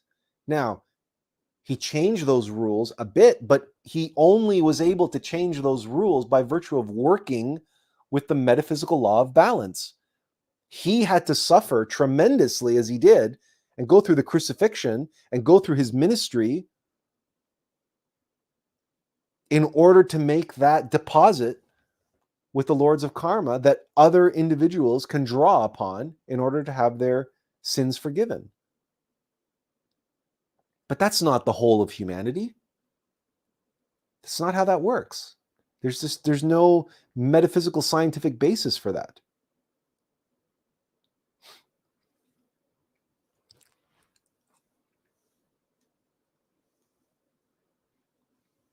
But every time we give of ourselves and sacrifice our time, our resources, our energy, and we do so for the sake of the end of suffering, of whatever beings, because many people devote and dedicate themselves to the suffering of animals, and that's good. To alleviate the suffering of animals, there's so many animals that suffer terribly and unjustly, and they're innocent. They don't deserve that. They haven't done anything to harm anyone. They don't have any karma that they're dealing with. So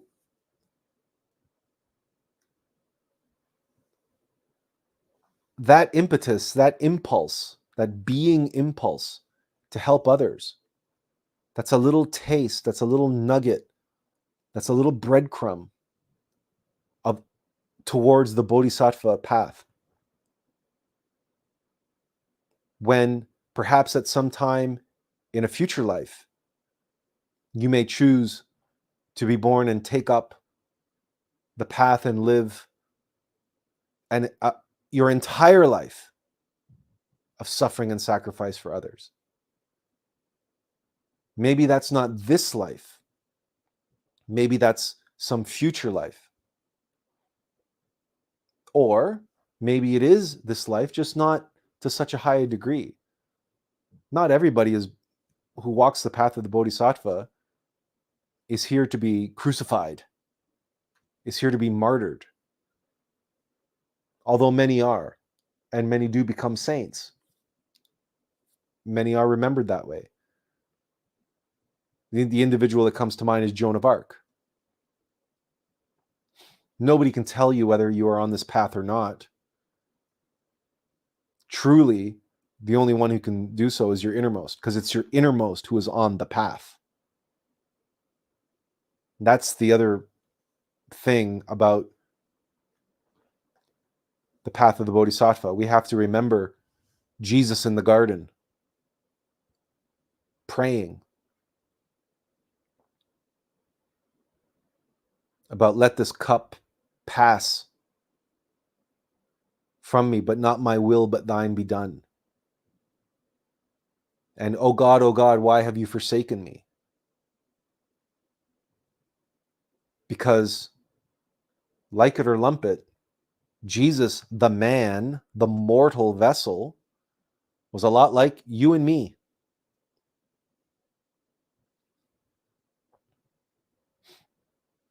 And the path of the Bodhisattva is a path of surrender, of letting go all desire, of letting go of all, again, expectations, attachments, identifications, and recognizing that this is not my life. I am not here living for me. I'm here at the service of Attlas.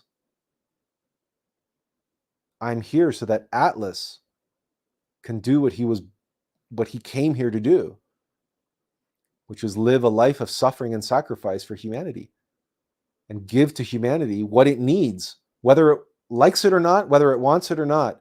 That's not our business. That's not our business. Like Kundalini King said earlier, we're here to serve. We're here to give. We're here to give aid. That's our business. What is done with that aid is not our business. That's out of our hands. Like a maple tree, which scatters its seeds on the wind. The maple tree has no say on where those seeds land and has no say on whether or not those seeds are going to germinate. It's out of our hands. So, as we learned this week, again, we're getting reinforced again, we can't be attached to it. We can't afford to develop attachments to our work. We do what we're here to do. We're planting seeds. We do it to the best of our ability. And what the ultimate outcome is, we hope for the best, but must accept the worst. It is what it is. Que sera, sera. Whatever will be, will be. And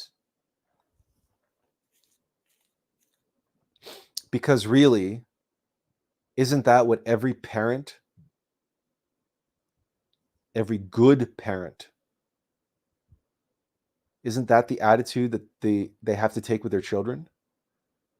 You do your best to give them a strong foundation. You do your best to raise them right. You do your best to give them all they need to be successful and happy and prosperous in the world. In whatever it is that they're here to do, you try to support them and get them the best start. But where they go from there and the choices they make and the ultimate outcome and where they end up, it's out of your hands as a parent. You don't get to have a say in that. You don't get to have control over where they live and who they love and what they do and where they work, or if they work at all. Right? You don't get after that child has grown up and reaches the age of majority, legally, you don't have any right over their life anymore.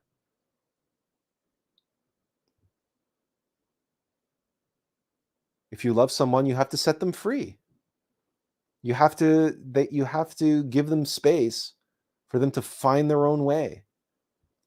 You can still offer them advice, you can still offer them guidance, and perhaps you'll always be there for them if they ever fall, if they ever get stuck, or they ever get into a crisis and they need a safe place, a safe haven for a time. Perhaps you leave your door wide open so that they can come home whenever they wish, whenever they need to, maybe just to say hello, but maybe sometimes because they need some help and support again.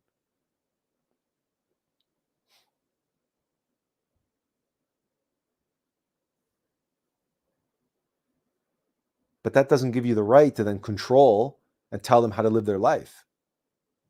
That's unconditional love.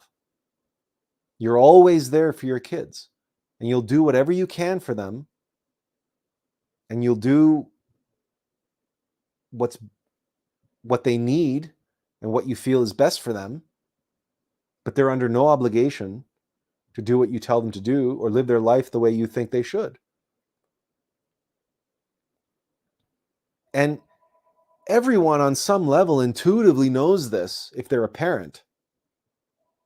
And so when you think of a bodhisattva who was sent here from the Logos, on behalf of the Logos, on behalf of God, to do God's work, the Son of Man, right? The Son of God, that's the Christ, the living embodiment of the Christ, the Logos.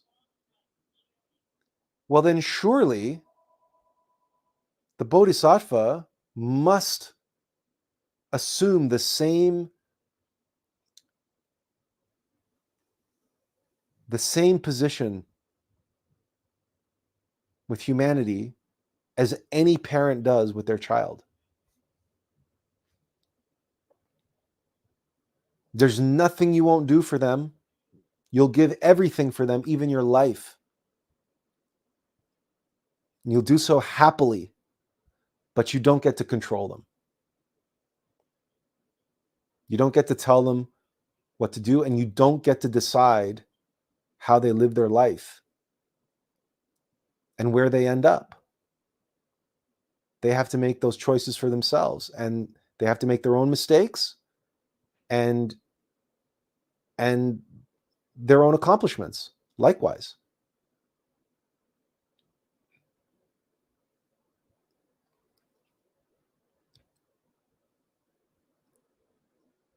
But you do your best and you do what you can. And really,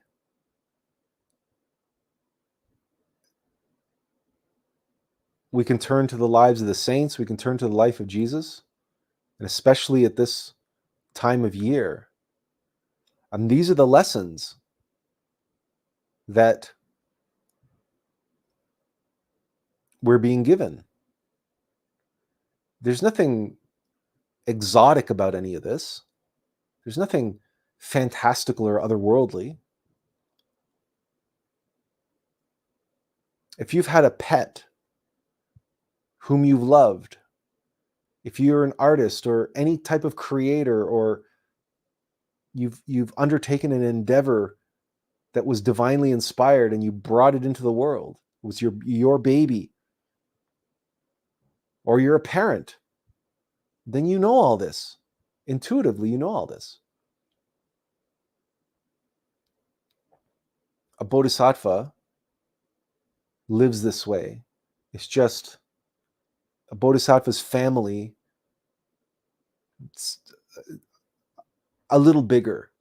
That's all. Our family is just a little bigger.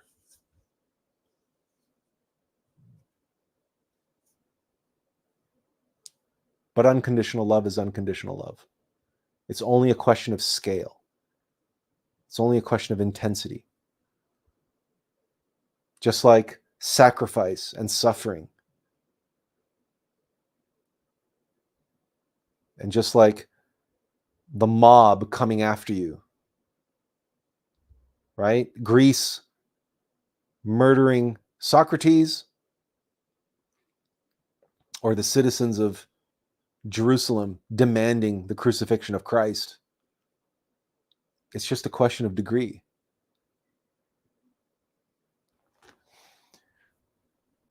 Joanne says, and some say that nothing in the Bible is literal and that it is all allegorical.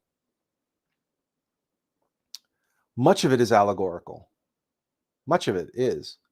But much of it is also both allegorical and literal. It has multiple different levels. And remember that Jesus himself said to his apostles, the teachings that I give to you are not for them over there. So there's different levels of teaching in the Bible. And that's something that Jordan Peterson, in his Maps of Meaning course, and his videos are on YouTube that made him famous, and his book, I think his book was called Maps of Meaning,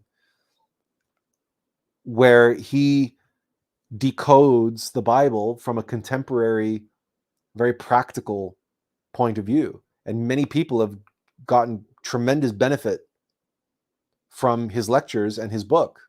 And then he has 12 rules for life, et cetera, et cetera, et cetera. So there's multiple levels of meaning there. But it's true that those who only read the Bible as literal, they miss most of what the Bible is there to teach us. If they take everything as literal truth on the superficial level, like all these historians and whatnot who are looking to the Bible to try to decipher history, and people who, read Noah's flood or the Exodus or Revelations just literally, they think it's a history. Well, it's historical, but it's not a history,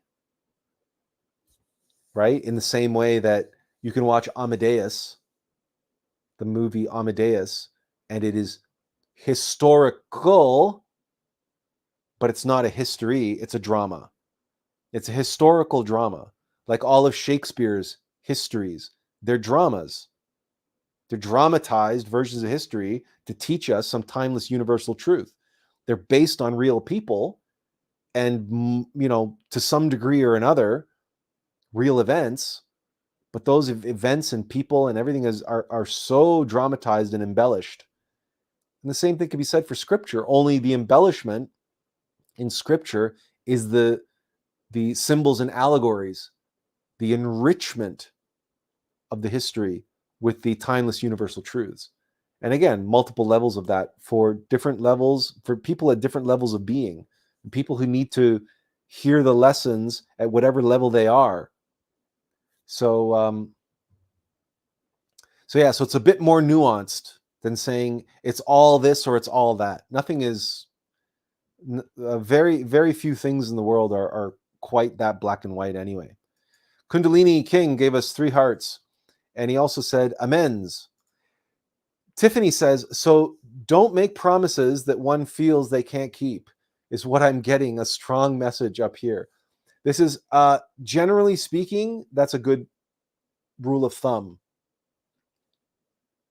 But when we're talking about negotiating karma, it's more than just making a promise that you don't intend to keep, right?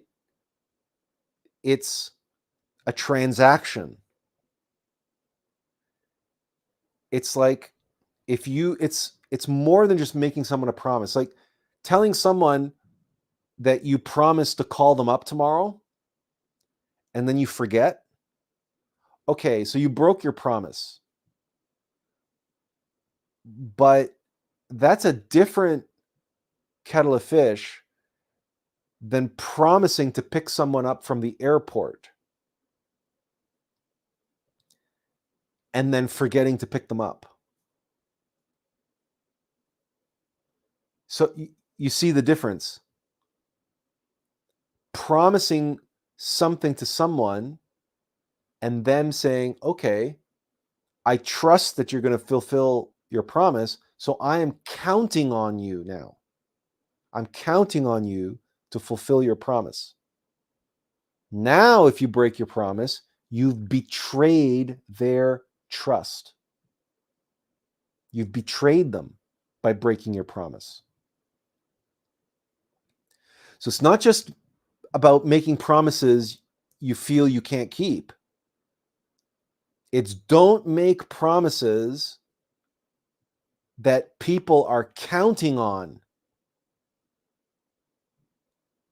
that you don't intend to keep, because that's going to be an act of betrayal. Those people are going to be counting on you, and you're going to turn your back on them. You're going to betray them. You're going to leave them in the lurch. It's another expression, right? You're going to leave them hanging. They were counting on you. You can't turn around and say, well, why were they counting on me? Well, they were counting on you because you promised them. And when you broke your promise, you betrayed their trust. And so, yeah, it's a very strong message.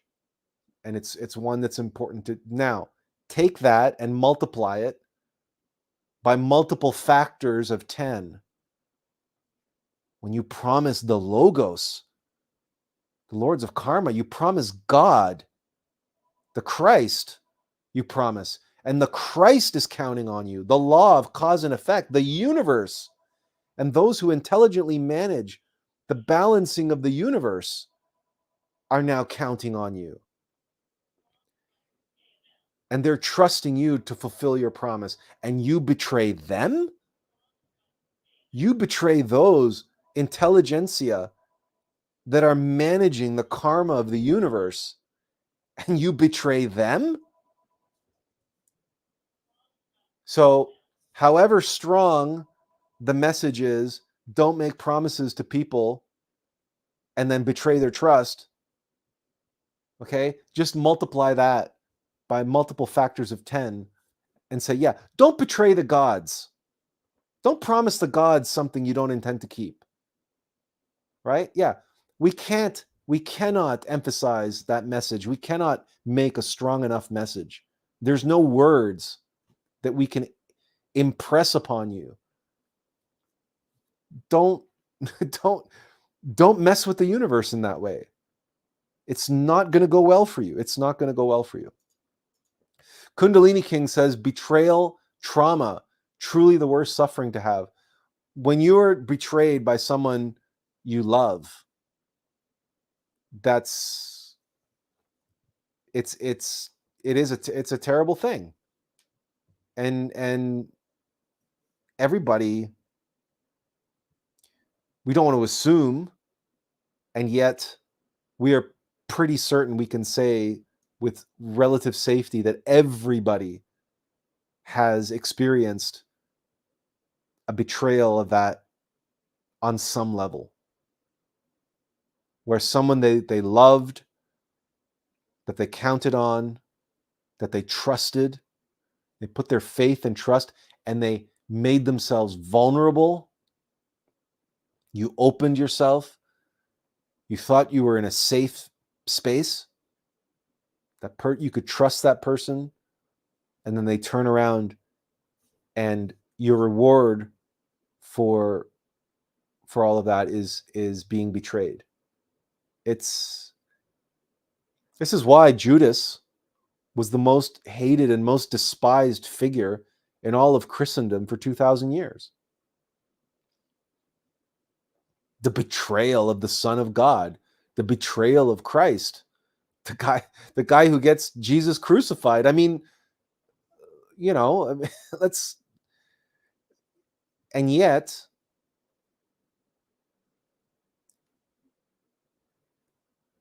Jesus had to be crucified. And Jesus went to Judas and said, you've got to sell me out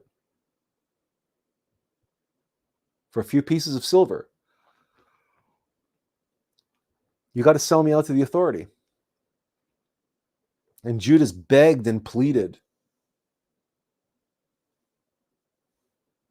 not for Jesus not to saddle him with this responsibility. And Jesus said, there's nobody else, Judas. You're the greatest of the apostles. You're the greatest of my disciples. There's nobody else I trust with this. It has to be you. Why? Because shortly after, Judas takes his life, and Judas goes down into hell and assists the Christ in liberating souls from hell. Judas continues his ministry, because Judas wasn't walking the path of the Bodhisattva, but by committing suicide, he went to hell. And by condemning Jesus to death, he went to hell so that he could be in hell with Jesus.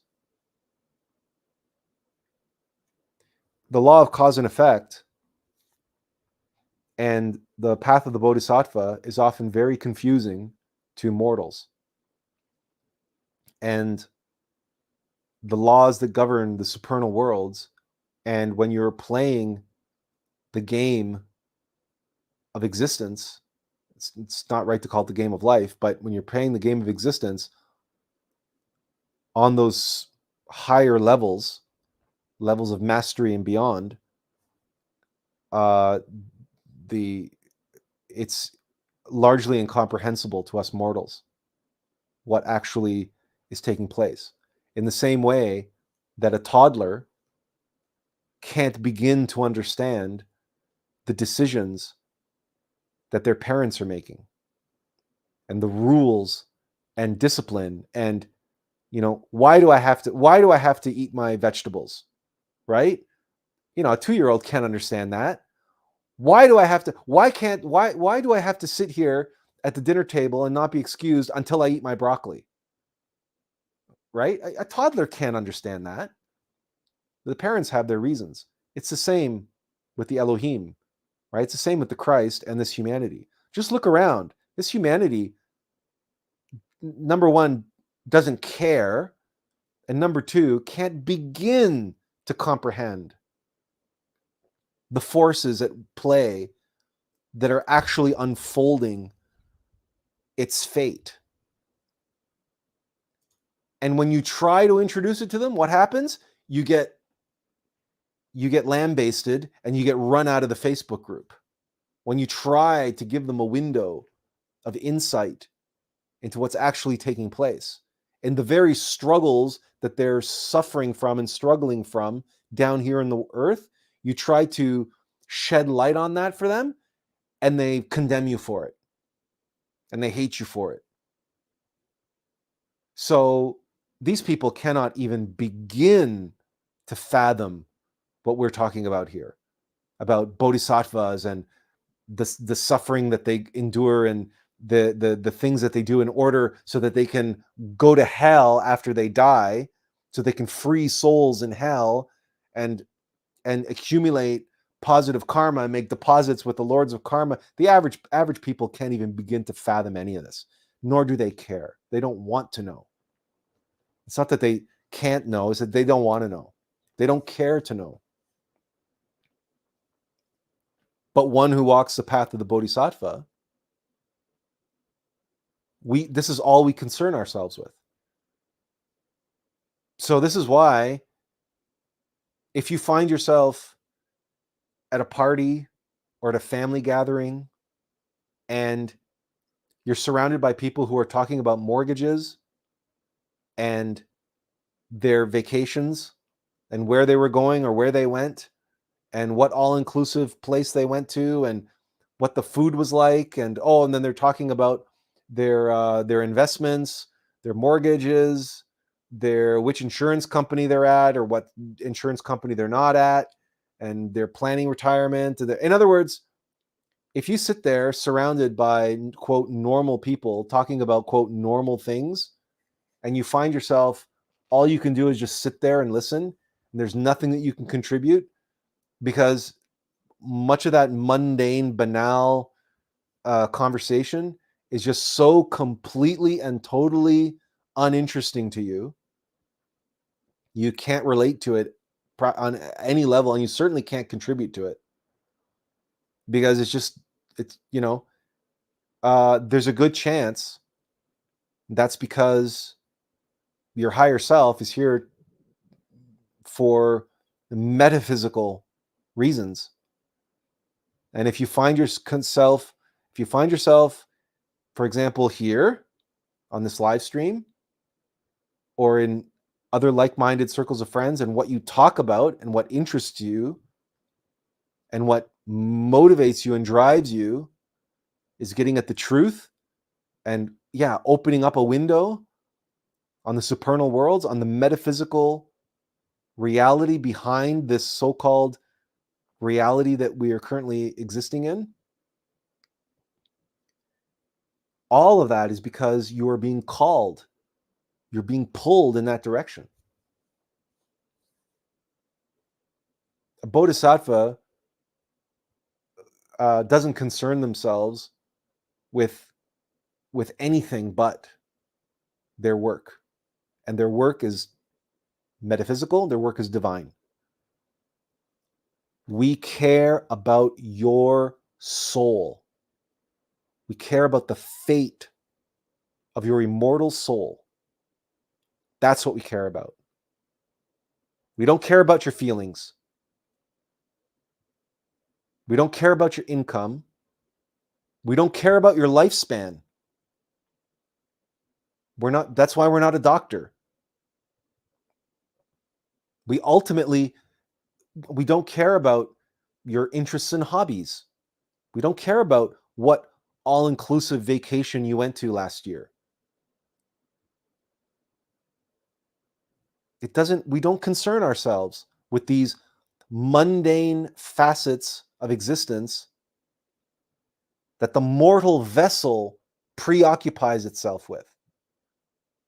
You've got a rational mind. You probably have a huge circle of friends and probably a network of people that you can tap into that will give you investment advice, insurance advice, travel advice, where to send your kids to school, where are the best neighborhoods to live, right? Should you buy a house now? Should you sell a house? Should you rent instead of buying? There's a million people out there who concern themselves with these worldly things that you can turn to for guidance and advice. That's why we don't bother with any of that. Because number one, we're not qualified. Number two, we don't care. And number three, because it's all going away.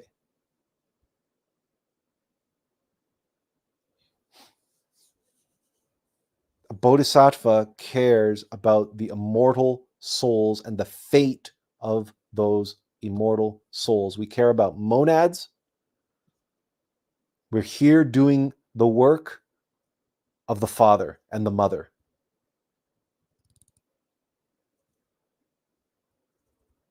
That's why every last man, woman, and child and being on this planet is by extension our children. And we do what any parent does for their children, which may include dying for this humanity. It certainly includes psychological death. And that's what Jesus shows us. That's what his life and Easter in particular teaches us and shows us. To suffer all the indignation, to suffer all the judgment and condemnation, and the trolling and the hatred and the spite of the mob who is fickle, that was waving him into Jerusalem on Palm Sunday a week before. Or was it 40 days before, a month before?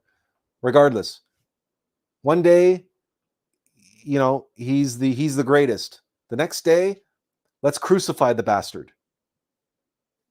That's the mob. That's mechanical nature. That's the law of the pendulum, the mechanical law of the pendulum. I love them. She loves me. She loves me not. She loves me. She loves me not. I love it. I hate it. I love it. I hate it. I want this. I don't want that. It's all just that pendulum swing, the binary duality of mechanical nature. So we don't concern ourselves. We concern ourselves with helping people escape from that. And that's why today so beautifully dovetails with last week, because Jesus shows us the way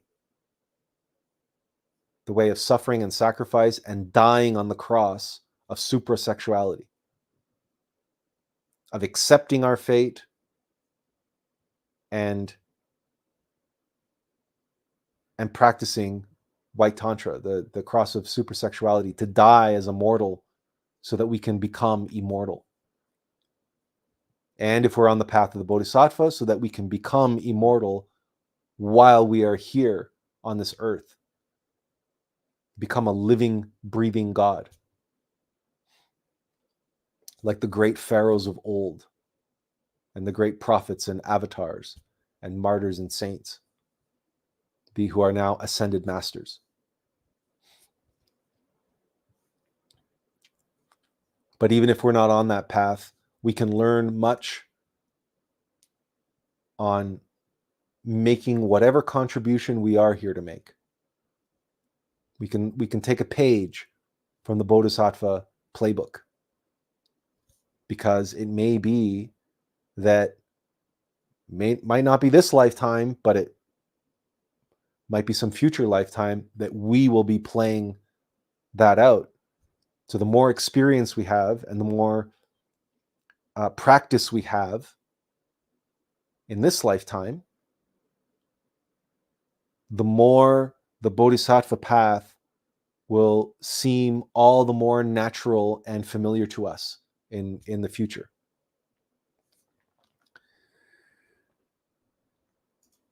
Kundalini says, learn to carry the burden and carry it well. The Kundalini King gave us 100, and he said, found out we are going to be grandparents last week. I gotta go. Brought me to tears of humility and gratitude. Blessing every happy Easter. Well, Kundalini King's probably gone now, but thank you for that, Kundalini King, and happy Easter to you as well. Benjamin says, I never hear that side of the story about Judas. Interesting. And he gave us a mind blown. Yeah. So imagine the sacrifice that Judas made. Imagine okay, so here is something when we talk about sacrifice and identification and not being attached to outcomes, could you live with that if somebody who was here walking the path of the Bodhisattva came to you and said, so listen, I need you to turn me into the cops, to turn me into the authorities. I need you to turn me over to the mob. And you knew that if you did this, you would be the most hated, most despised person in history from that point forward. Your very name would become synonymous with betrayal, and not just any betrayal, but the one who betrayed the Son of God. Could you live with that? Because that's a sacrifice that Judas made. People worry about their reputation a lot, right? People worry about what other people think of them. And all these elites, all these rich billionaires and everything, they're constantly giving money away to get their name on hospitals and cancer centers, and right? It's their legacy. How will they be remembered? Everybody's worried about their legacy. And then along comes Judas, and his master says to him, so I got a little favor to ask you. Yeah, I need you to turn me into the authorities. Oh, and by the way, this is going to make your legacy be that you're the most despised, hated, the deepest, greatest betrayer of all time.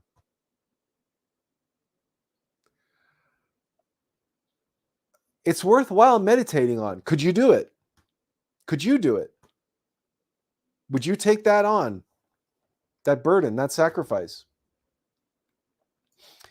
But this is how important it is for us to grasp this non-attachment to outcomes and not concerning ourselves with our reputation, what other people think, because that's outside of our hands. But our work, what we need to do, what we are called to do, nobody else can do that. Only we can do that. But how the rest of the world is going to interpret it, that's not up to us. That's not, and how posterity is going to remember us and all that stuff, like, it's really not up to us. But you see, wealthy people and famous people, they desperately want to make it up to them. They want their name in lights. They want their star on the Hollywood Walk of Fame, and they want their name up in lights and in the history books, and right? You know this for a fact. And yet, Master Abbottamento, his name isn't even known by Christians and Catholics who profess to worship him. They only know him as Jesus. Well, Jesus Christ. So he's forgotten. Master Abbottamento is essentially forgotten. And Judas is despised. And yet, neither the passion of the Christ nor the miracle of the resurrection would have been possible without both of them working together, and without Judas being the greatest and most trustworthy of all the disciples, that Jesus entrusted him with that task. Azazel, despised and forgotten. Yeah, exactly. Exactly. Could you do it? This is what the Bodhisattva calling is. This is the depth of sacrifice in terms of the false self and our petty desires and and what our personality wants, etc. Because again, the Bodhisattva path is a path of suffering and sacrifice and service. It's not about what I want anymore. That's why I can sit and listen and be polite and smile and nod my head, but I can't participate in conversations where people are talking about what they want. I can't add my 2 cents worth in where they say, oh, I want this and I want that. And I can't jump in and say, oh yeah, you want that? Yeah, I would like that too. And I want this and I want that. No, I just can't do that anymore. I won't. I have absolutely zero interest in any of that. My interest is to serve and to serve well and to be loyal and trustworthy and fulfill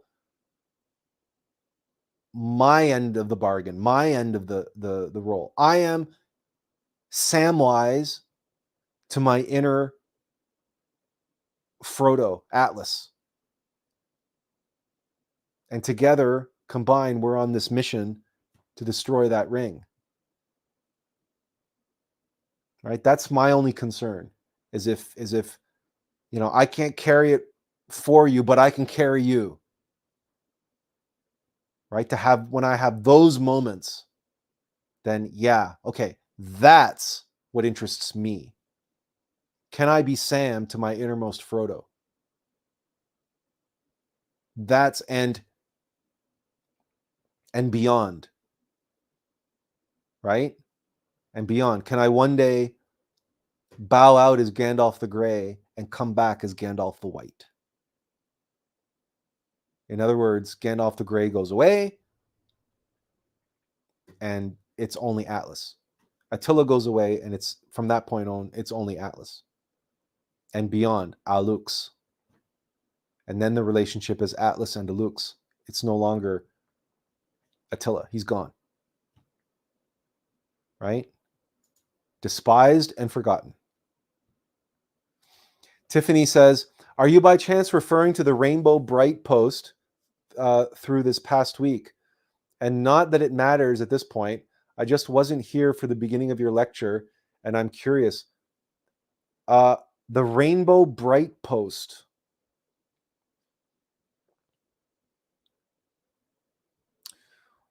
We're not sure what you mean by that. Are you by chance referring to the Rainbow Bright post through this past week? Not that it matters. I just wasn't here for the beginning. I don't think we were talking about any Rainbow Bright post. Are you referring to the post that Gigi Young made about the rainbow bodies? That's the only that's the only interaction we had this week referring to rainbows. So we don't know, Tiffany, what you're referring to there. Okay.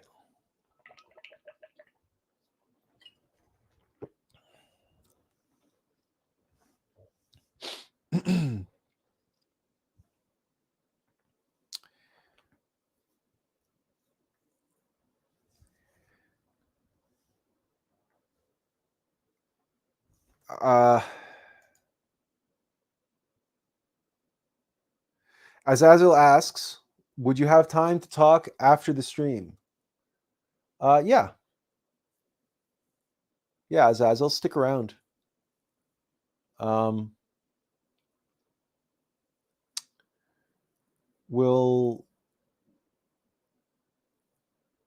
do you want to connect on Facebook Messenger, or do you want to do a video call, or anyway, just let us know. But yeah, we'll have a few minutes because we honestly have shared quite a lot that we hope to share. There's one thing that we wanted to mention. Yeah, we'll sort it out.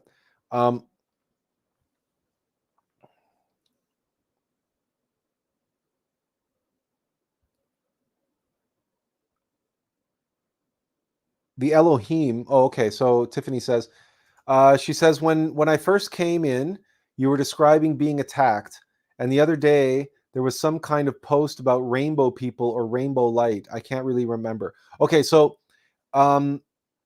we were recounting a experience that we had joining a group of artists against generative AI. And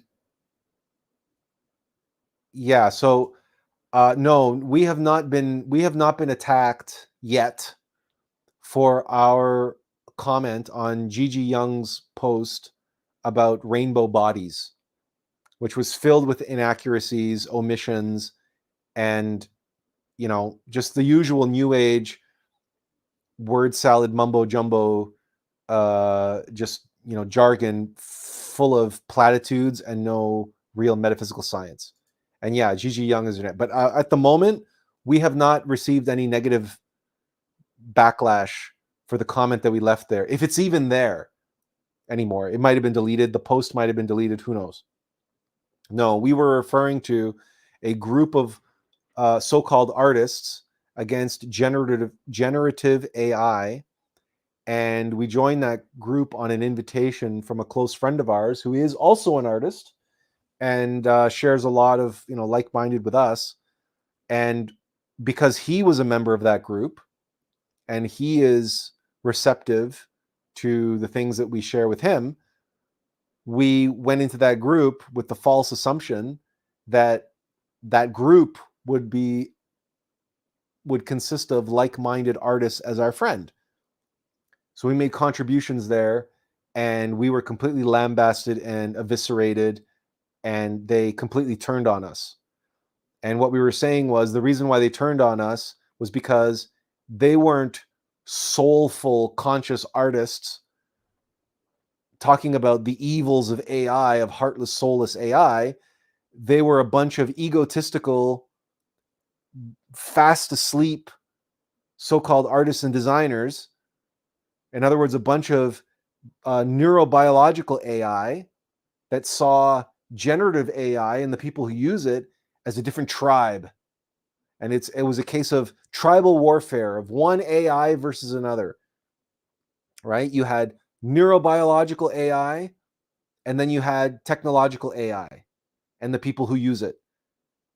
And then there was the clash, the conflict was there. And I walk in there sharing high philosophy and metaphysical truth, and that AI, IT based AI is just the end game of the conflict, the eternal conflict between good and evil for the souls of humanity.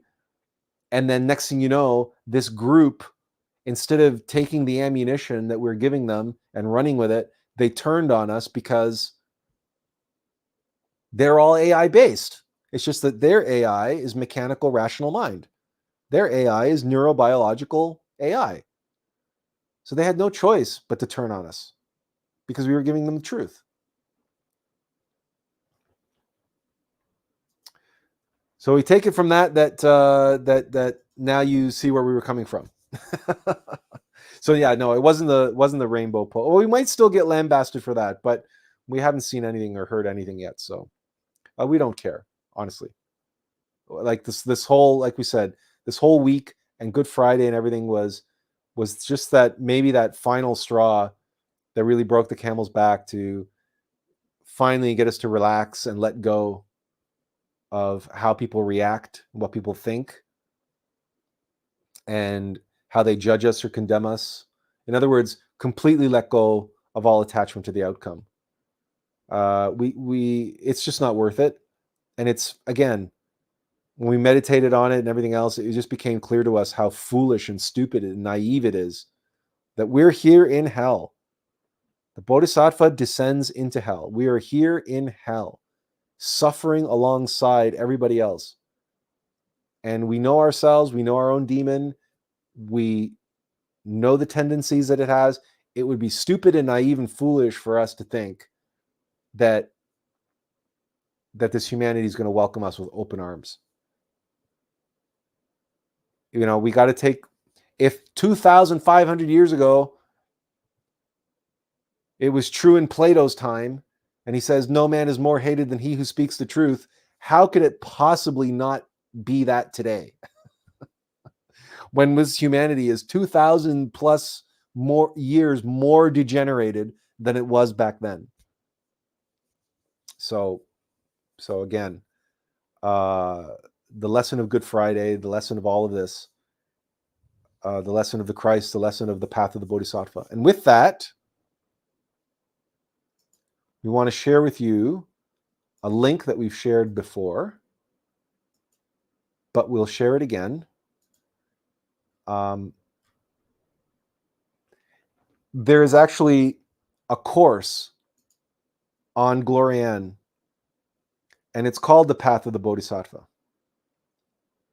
Now, this comes from the perspective of having a direct path to the absolute, in other words, bypassing nirvana.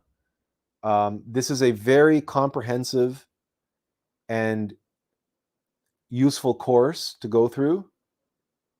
We recommend it, and we will post the link in the chat, and there it is on screen. And in particular, you have this lecture, How to Endure Suffering. And of course, you can listen to these. You don't have to read them. You can listen to them. So if you have a treadmill or something like that at home, you can listen to these as you're working out or whatever. This lecture focuses on the book of Job. And we're going to read this to you. And there was a day when his sons and his daughters were eating and drinking wine in their eldest brother's house. And there came a messenger unto Job and said, the oxen were plowing, and the asses were feeding beside them. And the Sabians fell upon them, and took them away. Yea, they have slain the servants with the edge of the sword. And I only am escaped alone to tell thee. While he was yet speaking, there also came another and said, the fire of God is fallen from heaven, and hath burned up the sheep and the servants, and consumed them. And I only am escaped alone to tell thee. While he was yet speaking, there came also another, and said, the Chaldeans made out 3 bands, and fell upon the camels, and have carried them away, yea, and slain the servants with the edge of the sword, and I only am escaped alone to tell thee. While he was yet speaking, there came also another, and said, thy sons and thy daughters were eating and drinking wine in their eldest brother's house. And behold, there came a great wind from the wilderness, and smote the 4 corners of the house, and it fell upon the young men, and they are dead. And I only am escaped alone to tell thee. Then Job arose, and rent his mantle, and shaved his head, and fell down upon the ground, and worshipped, and said, naked came I out of my mother's womb, and naked shall I return thither. And the Lord gave, and the Lord hath taken away. Blessed be the name of the Lord. In all this Job sinned not, nor charged God foolishly.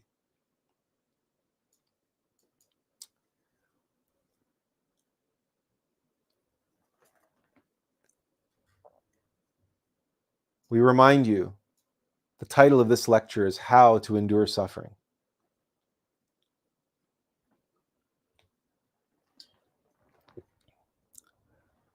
From a course called The Path of the Bodhisattva. That passage from the book of Job. And this is a famous painting of Job.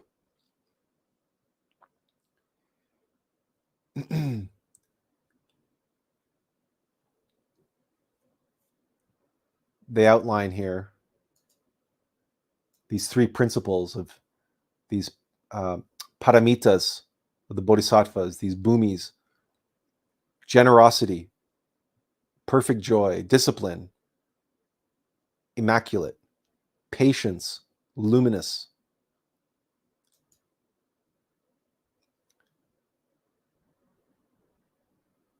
If you feel a calling to serve humanity, and if you endure suffering as a result of that calling, as a result of trying to fulfill that calling in your life, you owe it to yourself to study this course, but at the very least, listen to this lecture.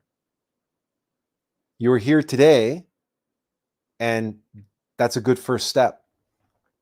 But if you want to go deeper into the esoteric, metaphysical levels of Bodhisattva in the ancient context, in the context of the Buddhism and Hinduism and the ancient tenets of the path, then you could do worse than to study this particular lecture. It's very easy for us to say unconditional love, and it's very easy for us to say, endure suffering and so on and so forth. But a bodhisattva welcomes it. A bodhisattva arranges it. A bodhisattva convinces his best friend and greatest disciples to sell him out to the authorities that's going to lead to his crucifixion. That's what a bodhisattva does. So it's not enough that we detach ourselves from outcomes. It's a bodhisattva welcomes the suffering, welcomes the opportunity to sacrifice. When suffering shows up, like Job did, he strips naked and says, I came out of my mom's womb with nothing, and I'm going back with nothing. And praise beeth the Lord.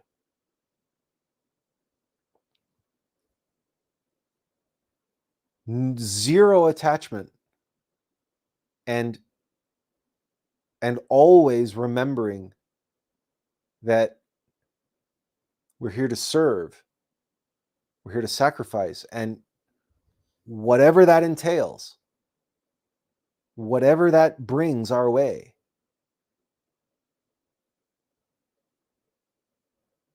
if that's what's required of us, that is what we must endure. So how we endure that and how we can learn to endure that, that's what the book of Job is all about. But it's also in the life of Jesus, and particularly the crucifixion and resurrection, because in there is the metaphysical realization and fulfillment of the metaphysical science of death and rebirth, the death of the false self and the rebirth of the Christified essence, the embodiment of the Logos, the embodiment of the Christ. Tiffany says, I have taken this course from Glorianne. It's a course worth referencing often. I would recommend it to anyone. Thank you for that, Tiffany, and thanks for your testimony on that. Benjamin says, I just thought of something. If Jesus told Judas to sell him out, knowing the repercussions on Judas, what does that say about Jesus? What do you mean, what does that say about Jesus? That was Judas's path. That was Judas's destiny. That was his fate to do that. He had to choose, like we all have to choose.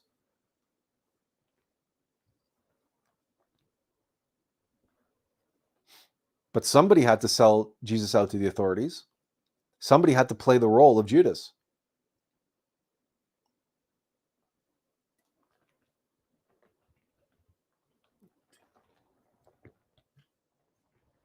Because the story of Jesus' death and crucifixion isn't complete without a villain, without a betrayer. Someone had to play that role. Who was it going to be? Someone that Jesus didn't know? But then there's no betrayal in that.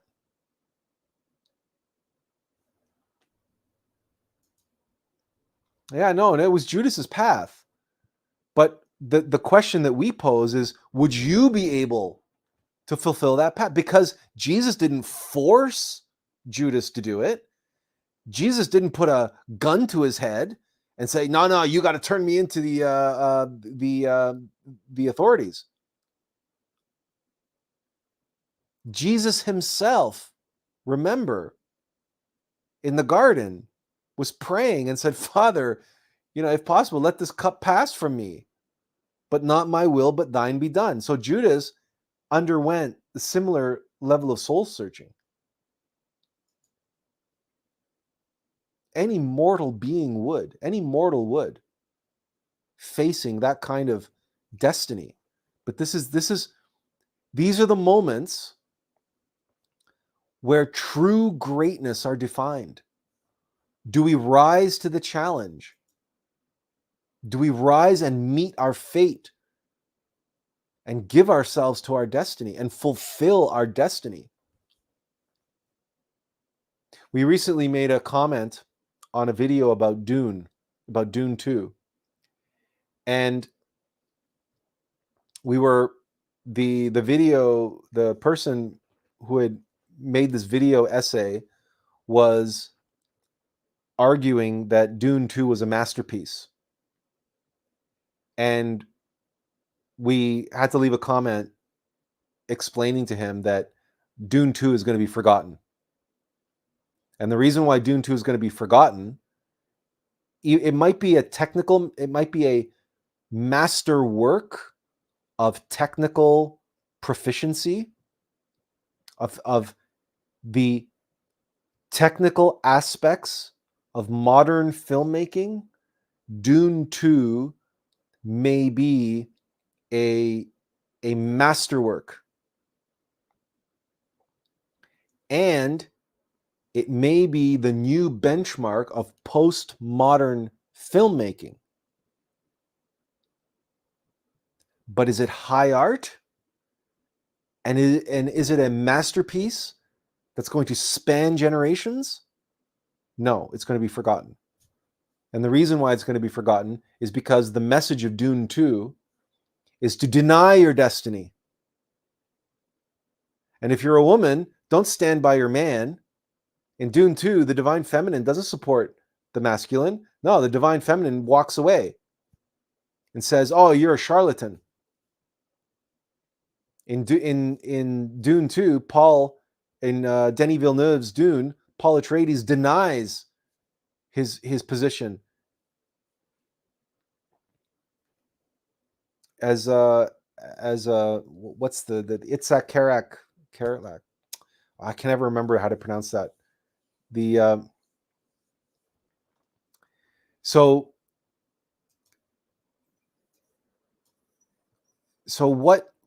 what great works of high art can you think of where the hero walks away from his path, like denies the hero's journey, and says at the end, and just is in it for himself and just in it for his power and revenge?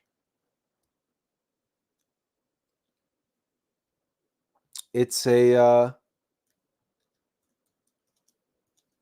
even the Fremen call Paul Muad'Dib, right?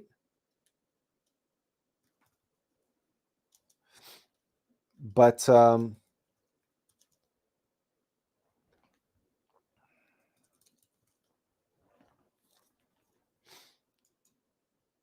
yeah, so it's going to be forgotten. It's not going to be even remotely as beloved as, let's say, Lord of the Rings or Gladiator or Lion King or Star Wars. I mean, the OG series, that is, the OG films.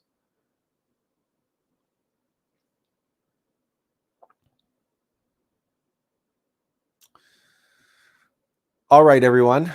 We're at the 3-hour mark, and frankly, we've shared pretty much everything that we think is important. So we'll open it up to some final questions or comments that anyone wishes to make. But this Easter, this Good Friday and this Easter, the time leading up to it and presently and what's going to unfold is it has been, it is now, and will continue to be for us an important manifestation of the death and rebirth, the ongoing process of the alm of life in our journey on the path of the Bodhisattva. So we hope that we could, in some small way, share that with you in a practical, meaningful way, that you have positive takeaways that you can apply in your own path, whatever that path may be. And, not everybody is here on the path of the Bodhisattva, but we can all learn something from that path. Not everybody can aspire to be like Jesus, but we can all aspire to learn from his example and embody his grace, his love, his patience, his virtue, his kindness, but also his severity and his intensity, which all comes from within. So, as we've discussed many, many times, the alm of life, that spiral pattern of evolution, keep connecting to your innermost, meditate, and when you experience suffering, whether it's you're not suffering at the hands of others. The suffering you experience at the hands of others is your reaction to their words and actions and deeds. So whenever you feel yourself on the receiving end of an assault, verbal or otherwise, the world is attacking you, the mob is attacking you, your family, your workplace, your coworkers, your fellow students, doesn't matter. You feel out of place. You feel like you're an army of one and you're alone in the world. Well, first of all, you can always come here and know that you're not alone in the world. And secondly, the world is trying to show you something. The world is trying to teach you something. And be thankful. Be humble and thankful for the lessons. They're harsh lessons. They're hard lessons. They're painful lessons. But in that pain is the solution to your pain. In your suffering is the way out of suffering. Right? It's through the suffering. And that's why the path of the Bodhisattva is a path of suffering and sacrifice. Because it's through suffering that we learn what it is that is worth sacrificing and what it is that we need to sacrifice in order to be all that we can be.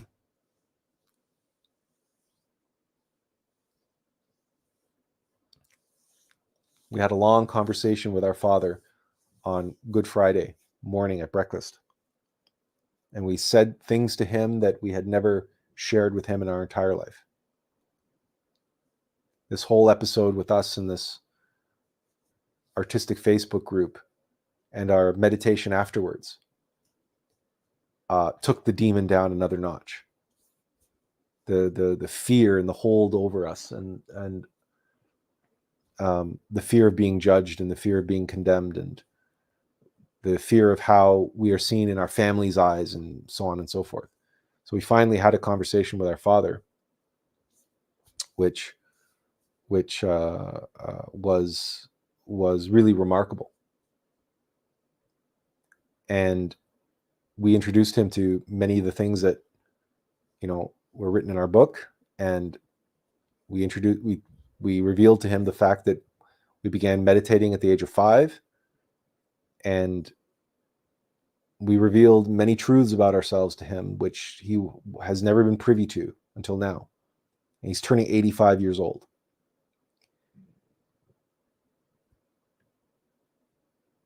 And one of the things that we were telling him was,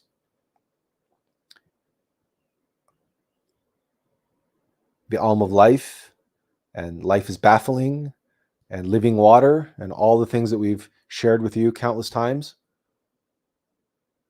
and said, well, if that's true for water, and that's true for a human being, that you got to suffer, and you got to face obstacles and overcome obstacles to become stronger, to become the best human being you can be, you got to go through suffering.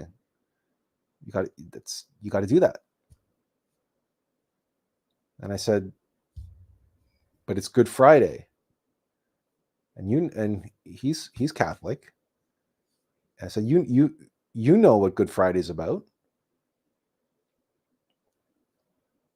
I say, how much more suffering does someone have to endure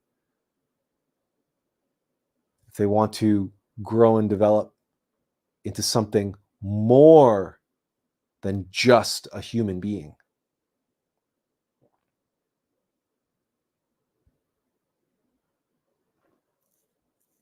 That's what the path of the Bodhisattva teaches us. That's what Jesus showed us. And that's what I finally revealed to my father, who has never been able to wrap his head around why his son, who was a prodigal child and a gifted student, and was on every single teacher's and principal's list of most likely to succeed, he could never wrap his head around why his golden boy's son had the worst luck in the world, and why he seemingly just had to face an endless series of calamities in his life. He could never wrap his head around it. I finally explained it to him this past Good Friday, and now he understands. He finally gets it. He finally understands his son. He finally grasps. And it's only because of the suffering that I've been through that I was able to explain it to him in such a way that he could understand it.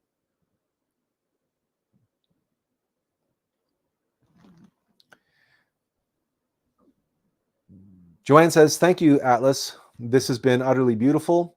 Words are not sufficient to describe how meaningful these teachings are. Grateful to you for all you do to make this possible, to bring such a deep and penetrating message of truth.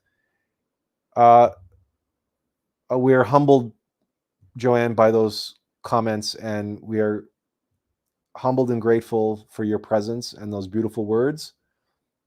We want you to know that we will be following up with Laura. We have not looked the gift horse in the mouth. We are not taking for granted your contact and setting us up for a telephone call with her. So it's just that for various different reasons, that some of which we've shared with you on this live stream, it's all about timing, and we certainly don't, we never want to, we only have one chance to make a good first impression. And even though we don't really, quote, care what other people think about us, at the same time, we also don't want to screw up an opportunity that we recognize as such, if that makes sense. So we want to be sure that we're at our best, and we want to be absolutely sure that it's 100% Attlas, and that there's no demon getting in the way of fear and control. And that's why it was so important for us to go through what we went through last week and Good Friday, and now, and our meditations, and now this Sunday live stream, so that we are in that much of a better place than we were last week or in the middle of the week, right? So, so there it is. And Joanne says, yeah, regarding the call, she goes, she totally understands that and recognize your wisdom to do what is right. Benjamin says, thank you for sharing your knowledge today, sir. I have gained valuable insights from you. Have a blessed and happy Easter.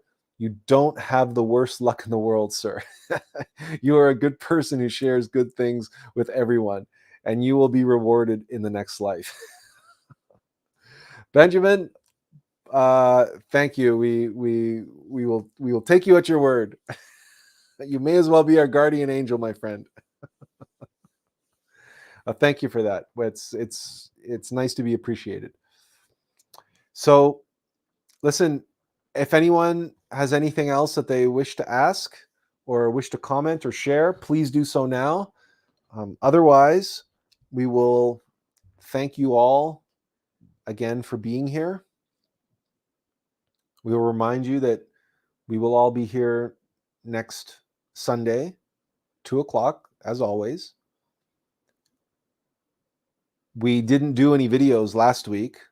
We hope that this week we will be able to take some snippets from today's and perhaps even last week's live stream. So maybe this week will be a combination of videos from last week and from last Sunday and this Sunday.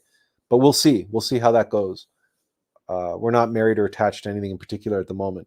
So we'll just have to see how it all unfolds. Our marketing and ad campaign should begin tomorrow. So we will hopefully start seeing some activity in the book sales front. We also have a press release that we have to get out there. But again, it's out of our hands, right? We can do our best, and we'll see what happens, and we hope that there's some movement there.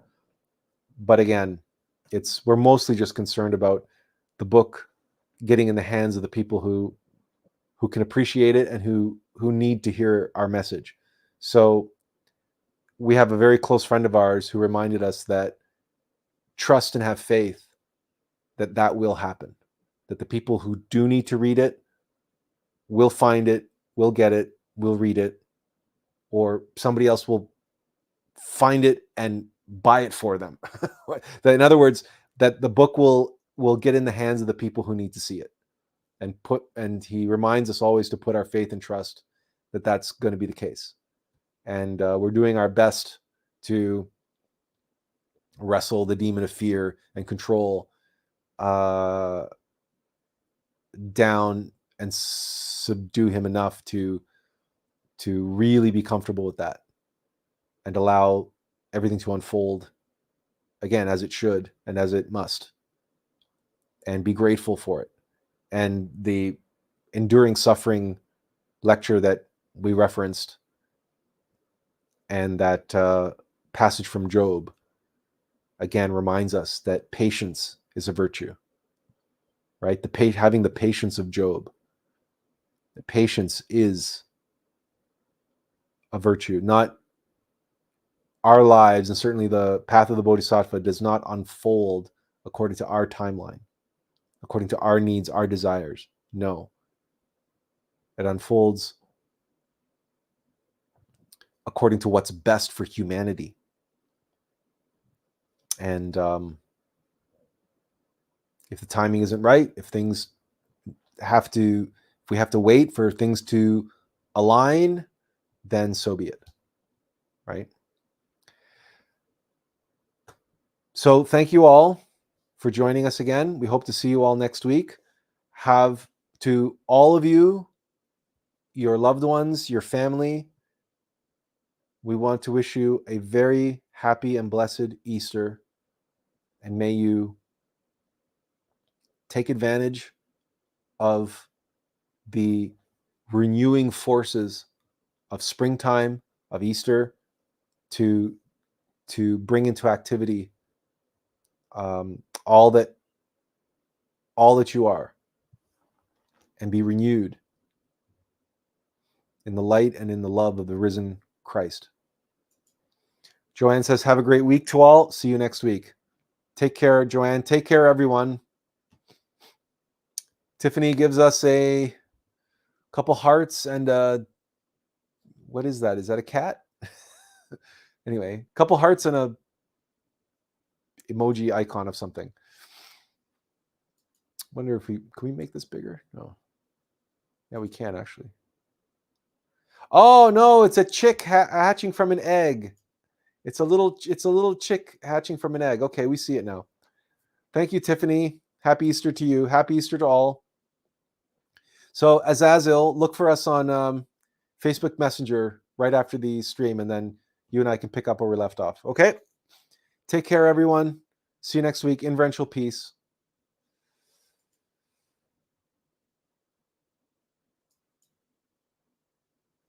Whoops, that's not what we wanted. That's not what we wanted. Technical difficulties. All right, take care, everyone. We'll see you next week. Bye-bye.